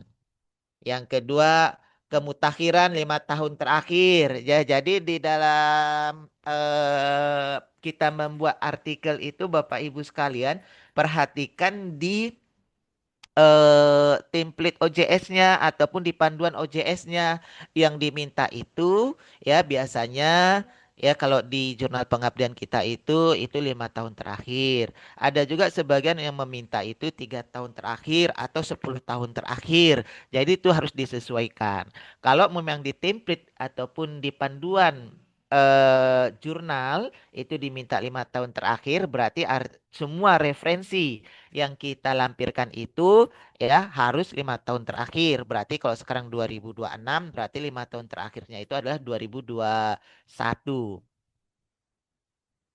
ya, atau 2022 Bapak Ibu sekalian. 2021 atau 2022 ya, itu untuk kemutakhirannya referensi yang kita gunakan. Jangan lagi kita gunakan ya hasil penelitian yang di tahun 2020 atau di bawah 2020.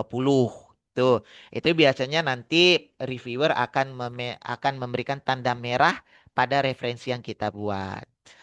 Terus konsistensi format ya, di sini tadi formatnya itu apa, style 7TH. Ya, jadi kalau Arpastel 7TH tadi seperti dijelaskan oleh pembicara satu kita, yaitu nama peneliti, tahun, ya, ini tahun di dalam kurung ya Bapak Ibu sekalian. Habis itu judul penelitiannya apa, nama jurnalnya apa, volume, langsung nomor di dalamnya, ya dalam kurung. Baru halaman, habis itu adalah link doi. Ya itu Bapak Ibu sekalian ya. Jadi biasa nih ya, untuk apastel ini harus kita ikutin ya formatnya.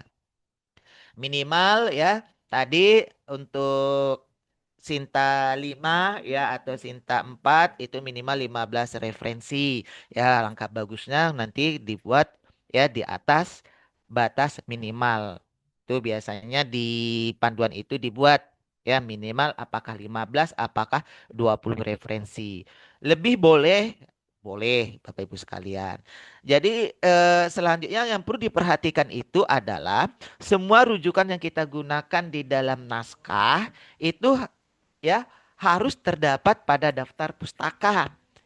Atau sebaliknya, semua rujukan yang ada di daftar pustaka itu ya harus kita pastikan ada di dalam naskah yang kita buat. Jangan nanti contoh yang sering kejadian Bapak Ibu, daftar pustaka kita sampai 20 ya 25.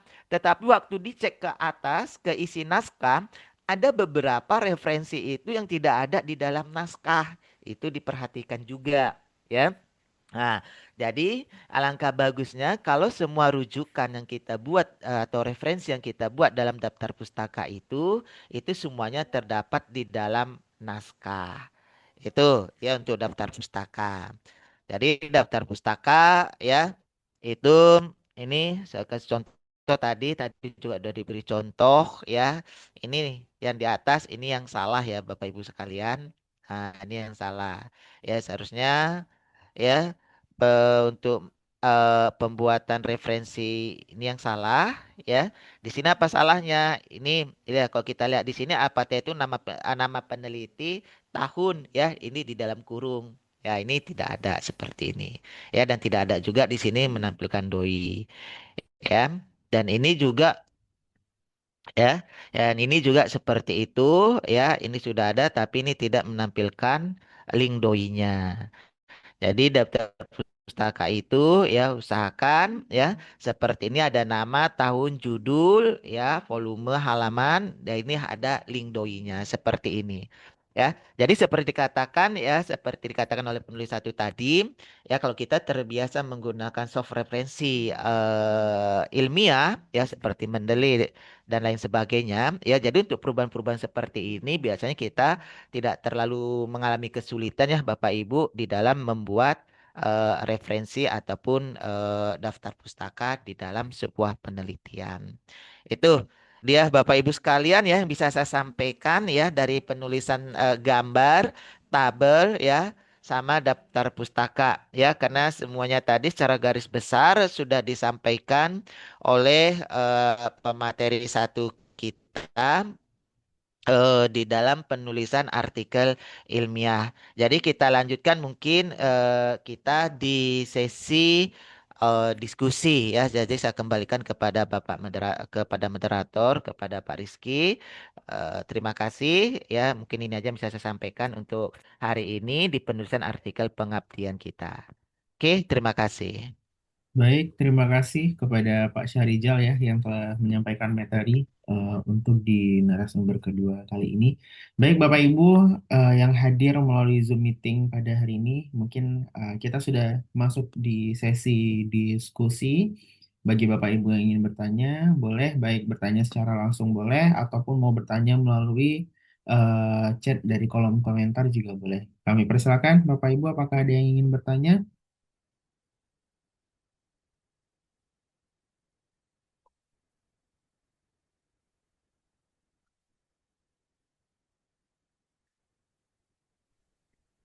Izin Pak Saputra. Iya, boleh Ibu Shirley. Ya, perkenalkan saya Sarli dari SD Tenagung. Terima kasih kepada Pak Mesran dan Pak Syarizal ya atas pemaparan materinya yang luar biasa. Nah, ini mungkin bukan bertanya ya, cuma sekedar sharing lah begitu berdasarkan pengalaman yang sudah pernah kita hadapi juga. Tadi Pak Mesran mengatakan kalau di judul dari artikel pengabdian itu jangan di-input ya lokasi ataupun nama mitra. Begitu ya Pak Mesran ya? Iya, Bu. Nah, kalau berdasarkan permintaan dari template-nya, memang seperti itu. Tapi hasil dari reviewer kadang meminta harus masukkan nama mitra. Jadi kadang kita nggak bisa patokan juga dengan template ya, berdasarkan hasil reviewer juga. Mungkin itu sekedar sharing pengalaman ya Pak Mesran. Ya. Ya, kemudian yang mau saya tanyakan itu output dari kegiatan kita hari ini, apakah kan ada artikel pengabdiannya ya, sudah dikirim oleh Pak Syarizal juga kemarin. Itu Sinta 5 atau Sinta 4 ya? Karena saya cek di Sinta, dia harusnya 5 begitu. Yang di JRS Pro Sinta 5, yang di Oke, JPM Sinta 4. Ibu mau masuk JPM JRS Pro silakan, diskonnya ya 50% kayak gitu. oke. Nah, Berarti mau eh, tanpa Sinta 5 terserah. begitu Hmm. ya.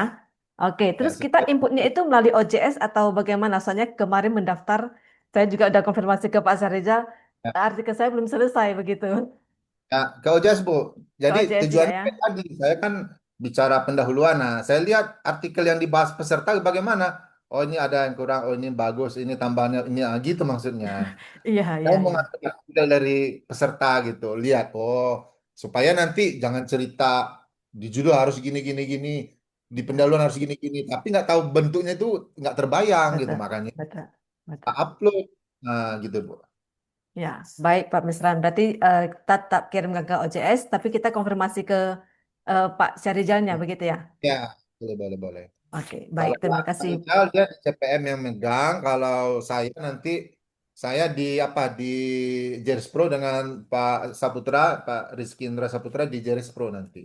Oke, Nah, siap. Terima kasih Pak. Terima kasih Pak Saputra.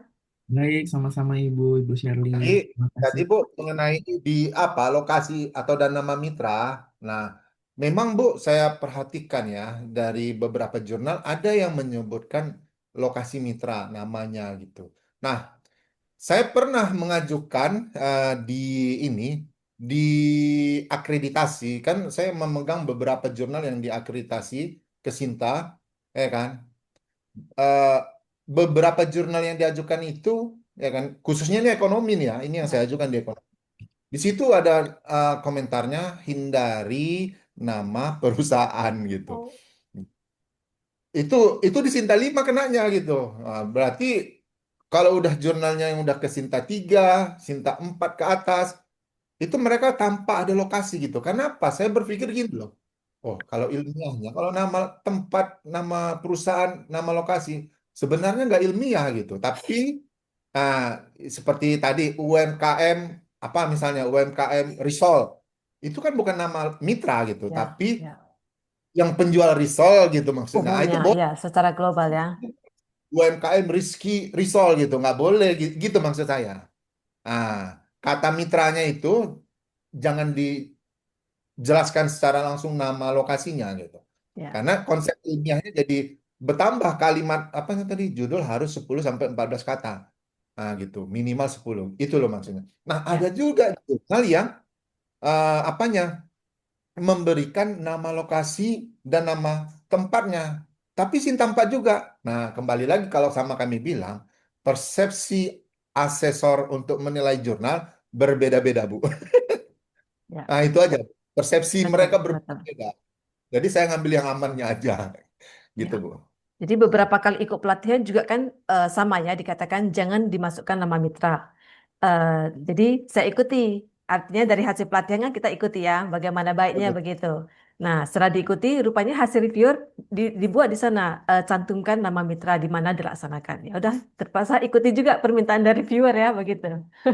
Tapi tergantung lagi Bu template, editornya. Keputusan kan di editor. Oh, Nah, reviewer bisa banyak Bu, ada 10 15 itu ya banyak betul, betul. berbeda-beda. Reviewer itu pengelola di jurnal dia. Ya, Hmm, dia juga kasih komentar. Nah, begitu dia Bu. Kembali ya. lagi. Oke, Baik, itu aja terima Bu. kasih Pak Mesran.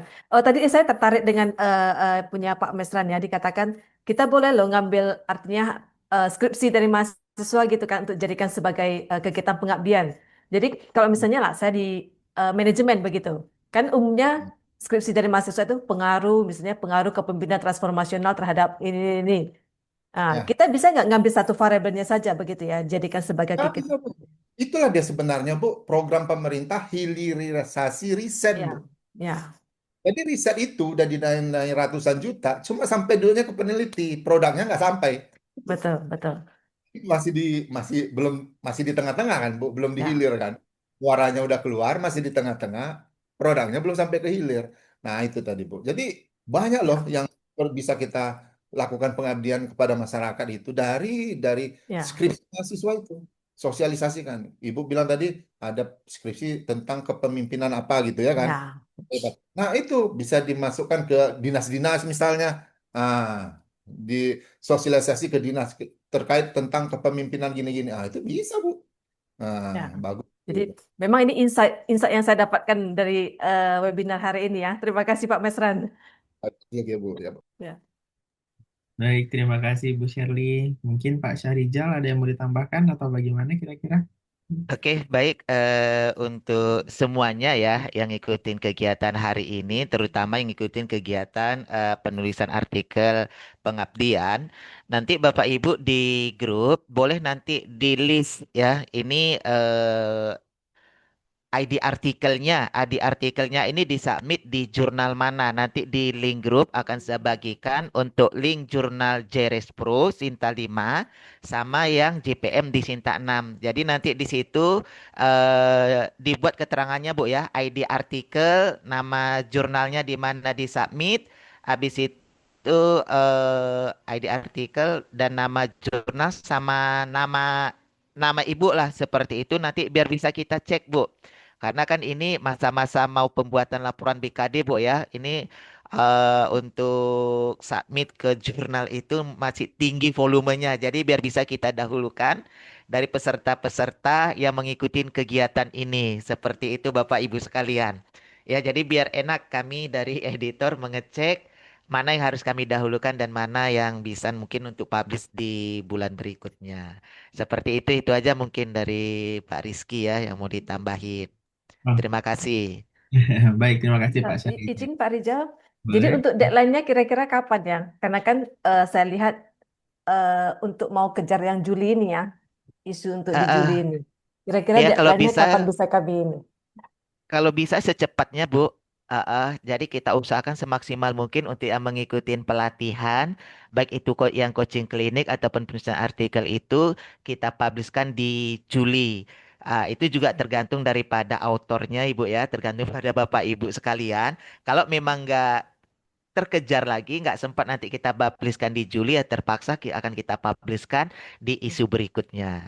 Gitu, Ibu. Jadi Ya, kalau mungkin bisa seminggu lagi disubmit hasil artikelnya, mungkin nanti akan kita usahakan di Juli itu publish. Itu Bu Shirley, oke. makasih. Siap. Baik, terima kasih Bu Shirley.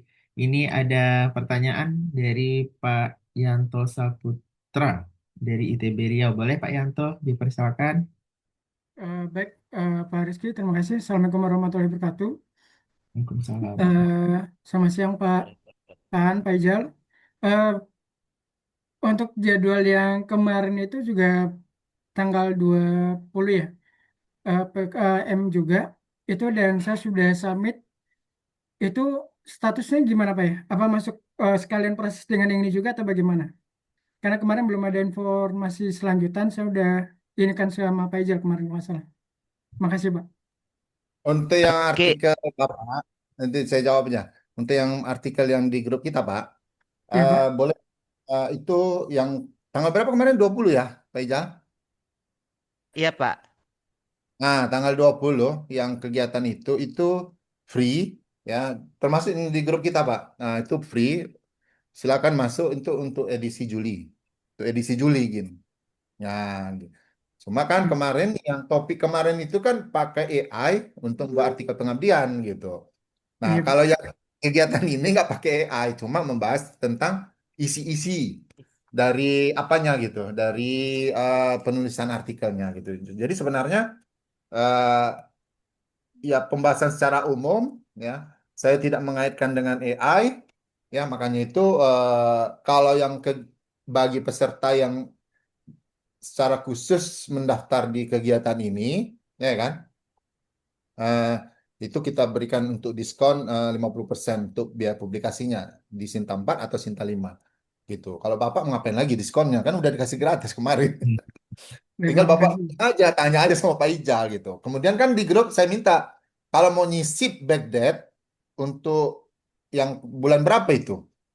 Itu boleh silakan nggak apa-apa, bukan yang terkait yang Juli gitu.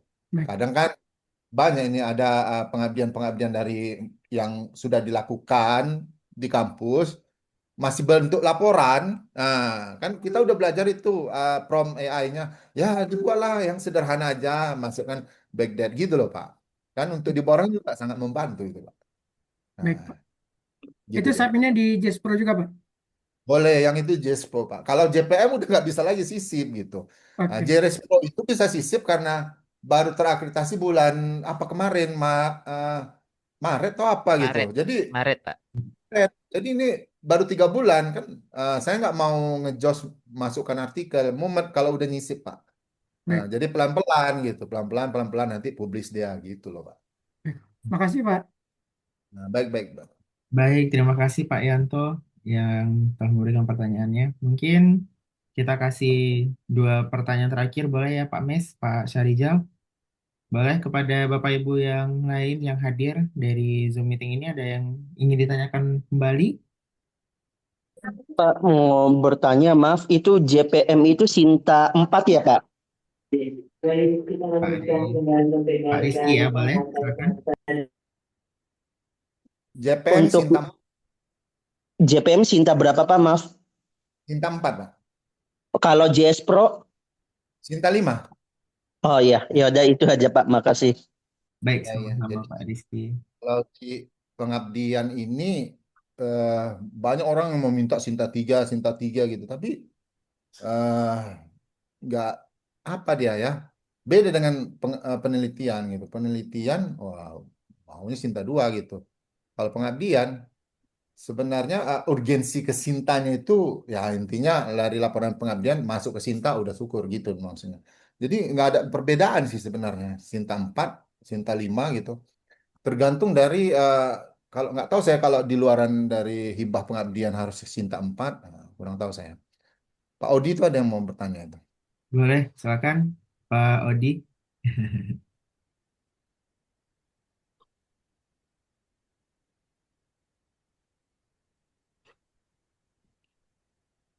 Ada yang mau ditanyakan Pak?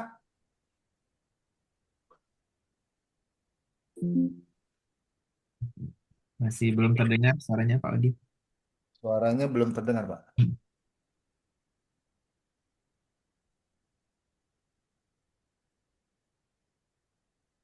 Pak Odi suaranya belum terdengar. Kendala di apa ini? Oke, Ada Nah, pertanyaan Bu? dari Bu Dewi aja Bang Rizky dulu. boleh. Dari Bu Dewi Pani, silakan Ibu. 4 Bu. Iya Pak, izin nanya Pak Mesra. Ini kalau Sinta 45 dia masih 56 masih bisa untuk BKD ya Pak? Non Sinta pun masih bisa untuk BKD Bu. Oh, masih bisa ya? Karena kan Masih bisa Bu. ini Ah, karena kan saya dengar-dengar katanya mesti Sinta 4 gitu. bukan Bu. Itu untuk pengurusan lektor Bu. Asisten ahli gitu minimal Sinta. Saya nggak tahu lah ya. Kalau yang Sinta 4 itu diarahkan ke lektor, lektor aja gitu. Jangankan ke apa Sintanya, korespondennya pun sekarang diminta Bu. Karena kan yang menilai kan orang-orang yang udah dokter-dokter yang sudah sebelumnya menilai di lektor kepala gitu. Nah, gitu dia Bu. Jadi kalau untuk ke BKD kita udah serdos ini, ya kan? Tridharmanya pengabdian, nggak usah publis ke Sinta misalnya. Ya laporannya pun bisa Bu. Laporannya pun bisa. Cuma saya menyarankan ke depan janganlah laporannya saja gitu. Karena nanti itu sekarang ini di Sister itu sudah muncul dia persentase 40% penulis satu, korespondennya berapa, penulis dua berapa, penulis tiga berapa. Sehingga apa? Pengajuan kepangkatan kalau penelitiannya di situ nggak sesuai, hmm, mabuk Bu. Nah, jadi orang kadang berpendapat gini, daripada saya publis ke Sinta 5, sekali aja udah saya publis ke Sinta 2, kumnya langsung tinggi. Ada gitu. Nggak capek dia buat korespondensinya banyak. Ngurus-ngurus yang ini banyak gitu. Atau udahlah ke Scopus, ke apa proceeding misalnya.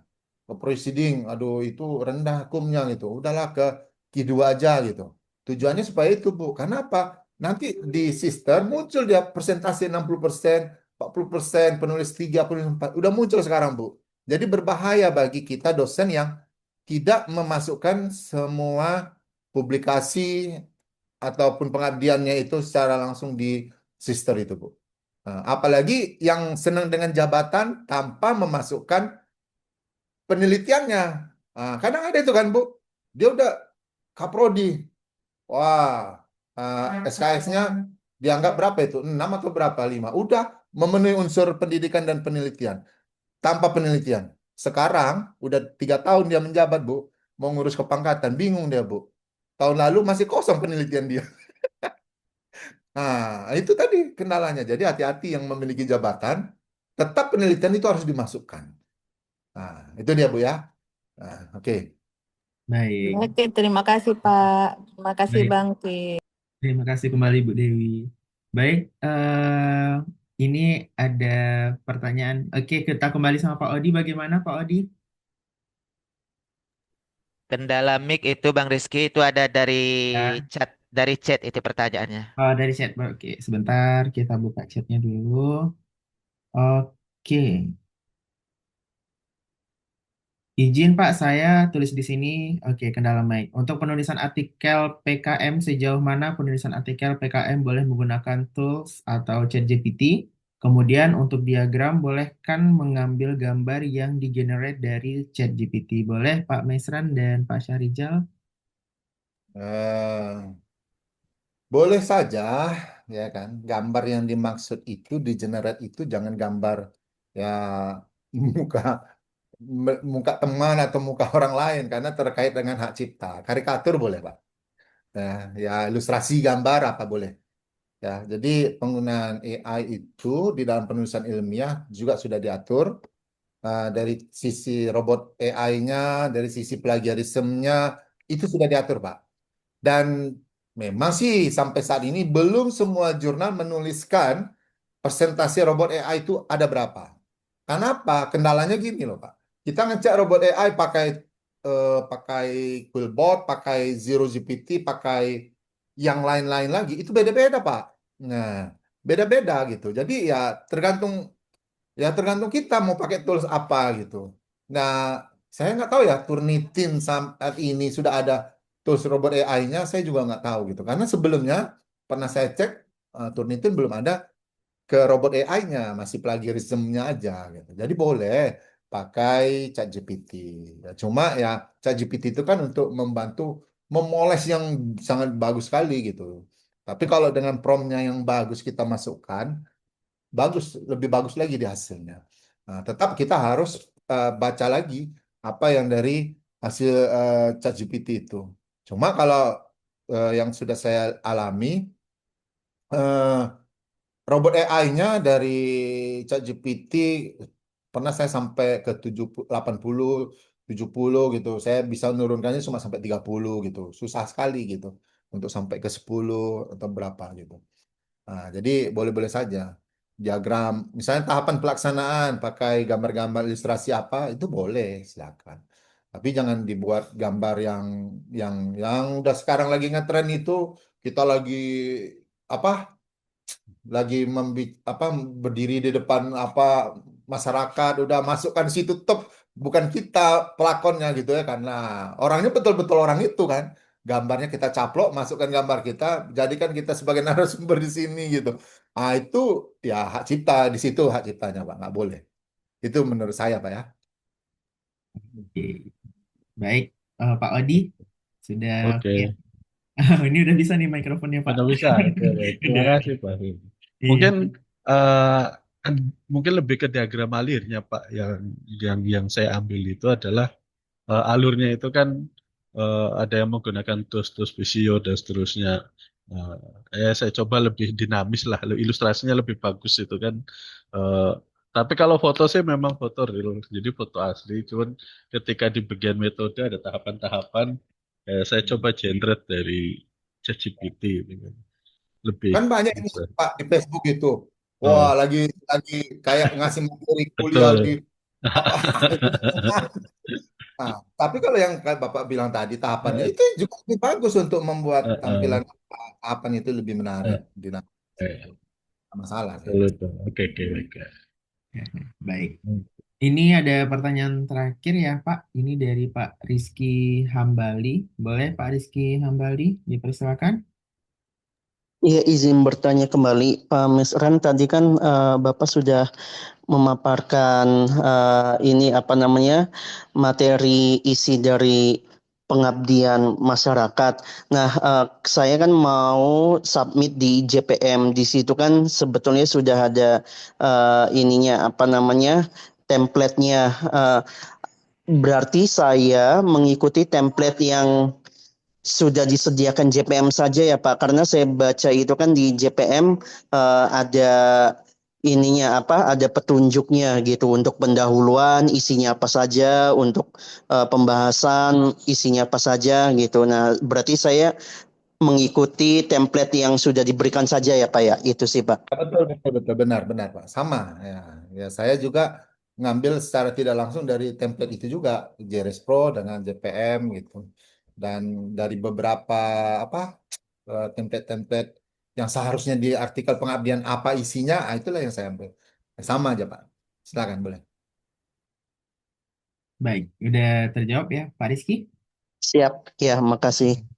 Baik, sama-sama. Baik, Bapak Ibu, mungkin tidak ada lagi pertanyaan lagi ya. Kalau tidak ada, untuk link absensi saya sudah kirimkan melalui chat Zoom meeting. Boleh Bapak Ibu untuk melakukan absensi terlebih dahulu untuk mempermudah nantinya, karena nantinya kita akan berikan yang namanya sertifikat ya, Pak Mesran ya, untuk bagi melakukan yang untuk ikut di setiap webinar kali ini. Dan sekadar informasi saja, Bapak Ibu, bahwasanya ada Research Center juga memberikan kesempatan bagi seluruh Bapak Ibu baik yang hadir hari ini maupun nantinya bisa di-sharing kepada teman-teman rekan-rekan yang lainnya bahwasanya kita masih bisa join member. Untuk aksesnya bisa akses di member.adaresearch.or.id. Nanti bisa akses juga melalui website kita ada di adaresearch.or.id. Nanti segala untuk informasi terkait jurnal, baik jurnal penelitian artikel maupun jurnal penelitian pengabdian juga bisa akses di sana segala informasinya. Dan juga kita menyediakan informasi melalui WhatsApp group serta ada juga dari beberapa sosial media yang sudah kita Juga sediakan seperti mobility, Instagram. national mobility juga ada. Iya, oke. Kegiatan prestasi, prestasi dosen juga ada. Jadi serba lengkap ya Pak kita ya Pak. Jadi sesuai dengan namanya ada serba ada. Gitu. Baik, Bapak Ibu, eh, kita sudah di penghujung rangkaian acara pada hari ini. Sebelum kita tutup rangkaian acara webinar nasional kali ini, saya minta bantuannya untuk kita semua aktifkan kameranya karena kita akan masuk ke sesi dokumentasi. Boleh, Bapak Ibu? Aktifkan kameranya. Oh, kirain Rahmat Hidayat ini siapa lah Rahmat Hidayat ini? Tak pingsan Bapak. Pak Rahmat apa jalan santai? Udah selesai, Pak. Udah selesai. Iya, iya. Selamat pagi Pak Rahmat. Pagi. Nah, Yuk. kameranya cam kan Bapak Ibu. Oke, baik Bapak Ibu, boleh kita on cam kameranya. Kita ambil sesi dokumentasi terlebih dahulu kepada Pak Yanto, kami persilakan untuk on cam, Ibu Dewi Pani, lalu ada Pak Alfri, Ibu Rizka, Bu Dini, Ibu Yuni, Ibu Neni, Ibu Merisa, sama Ibu Elsi, dan Ibu Dia serta Pak Fajar. Boleh kita aktifkan kameranya terlebih dahulu?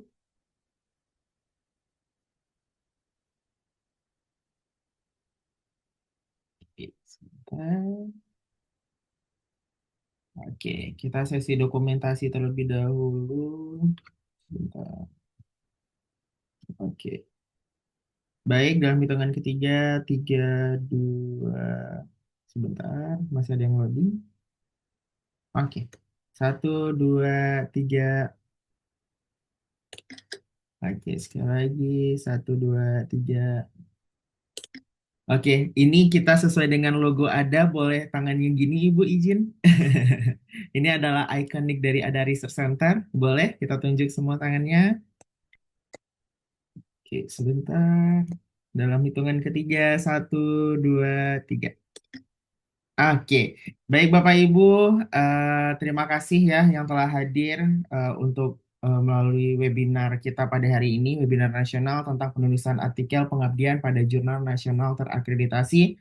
Dan saya selaku moderator, Rizky Indra Saputra, mewakili dari Ada Research Center. Terima kasih dan tentunya jangan bosan-bosan ya, karena kita selalu ada Research Center, selalu aja ada inovasinya, tidak hanya dari webinar nasional saja, kita juga ada beberapa program-program lainnya yang bisa didapatkan informasinya melalui media sosial dari Ada Research Center maupun dari WhatsApp Group. Dan juga terima kasih kepada narasumber kita yang telah hadir pada hari ini, Bapak Mesran yang telah meluangkan waktunya, kepada Bapak Syarijal juga yang telah meluangkan waktunya, beserta seluruh Bapak Ibu hadirin yang berbahagia. Baik, untuk webinar kali ini kita tutup dengan ucapan Alhamdulillahirabbil alamin. Acara telah selesai dan saya tutup dengan wabillahi taufik wal hidayah. Wassalamualaikum warahmatullahi wabarakatuh. Sampai jumpa di webinar selanjutnya. Terima kasih Bapak Ibu. Warahmatullahi wabarakatuh. Terima kasih. Terima kasih Oke, kembali Ibu. Mari. izin saya off, end meeting ya. Baik, baik Bapak izin.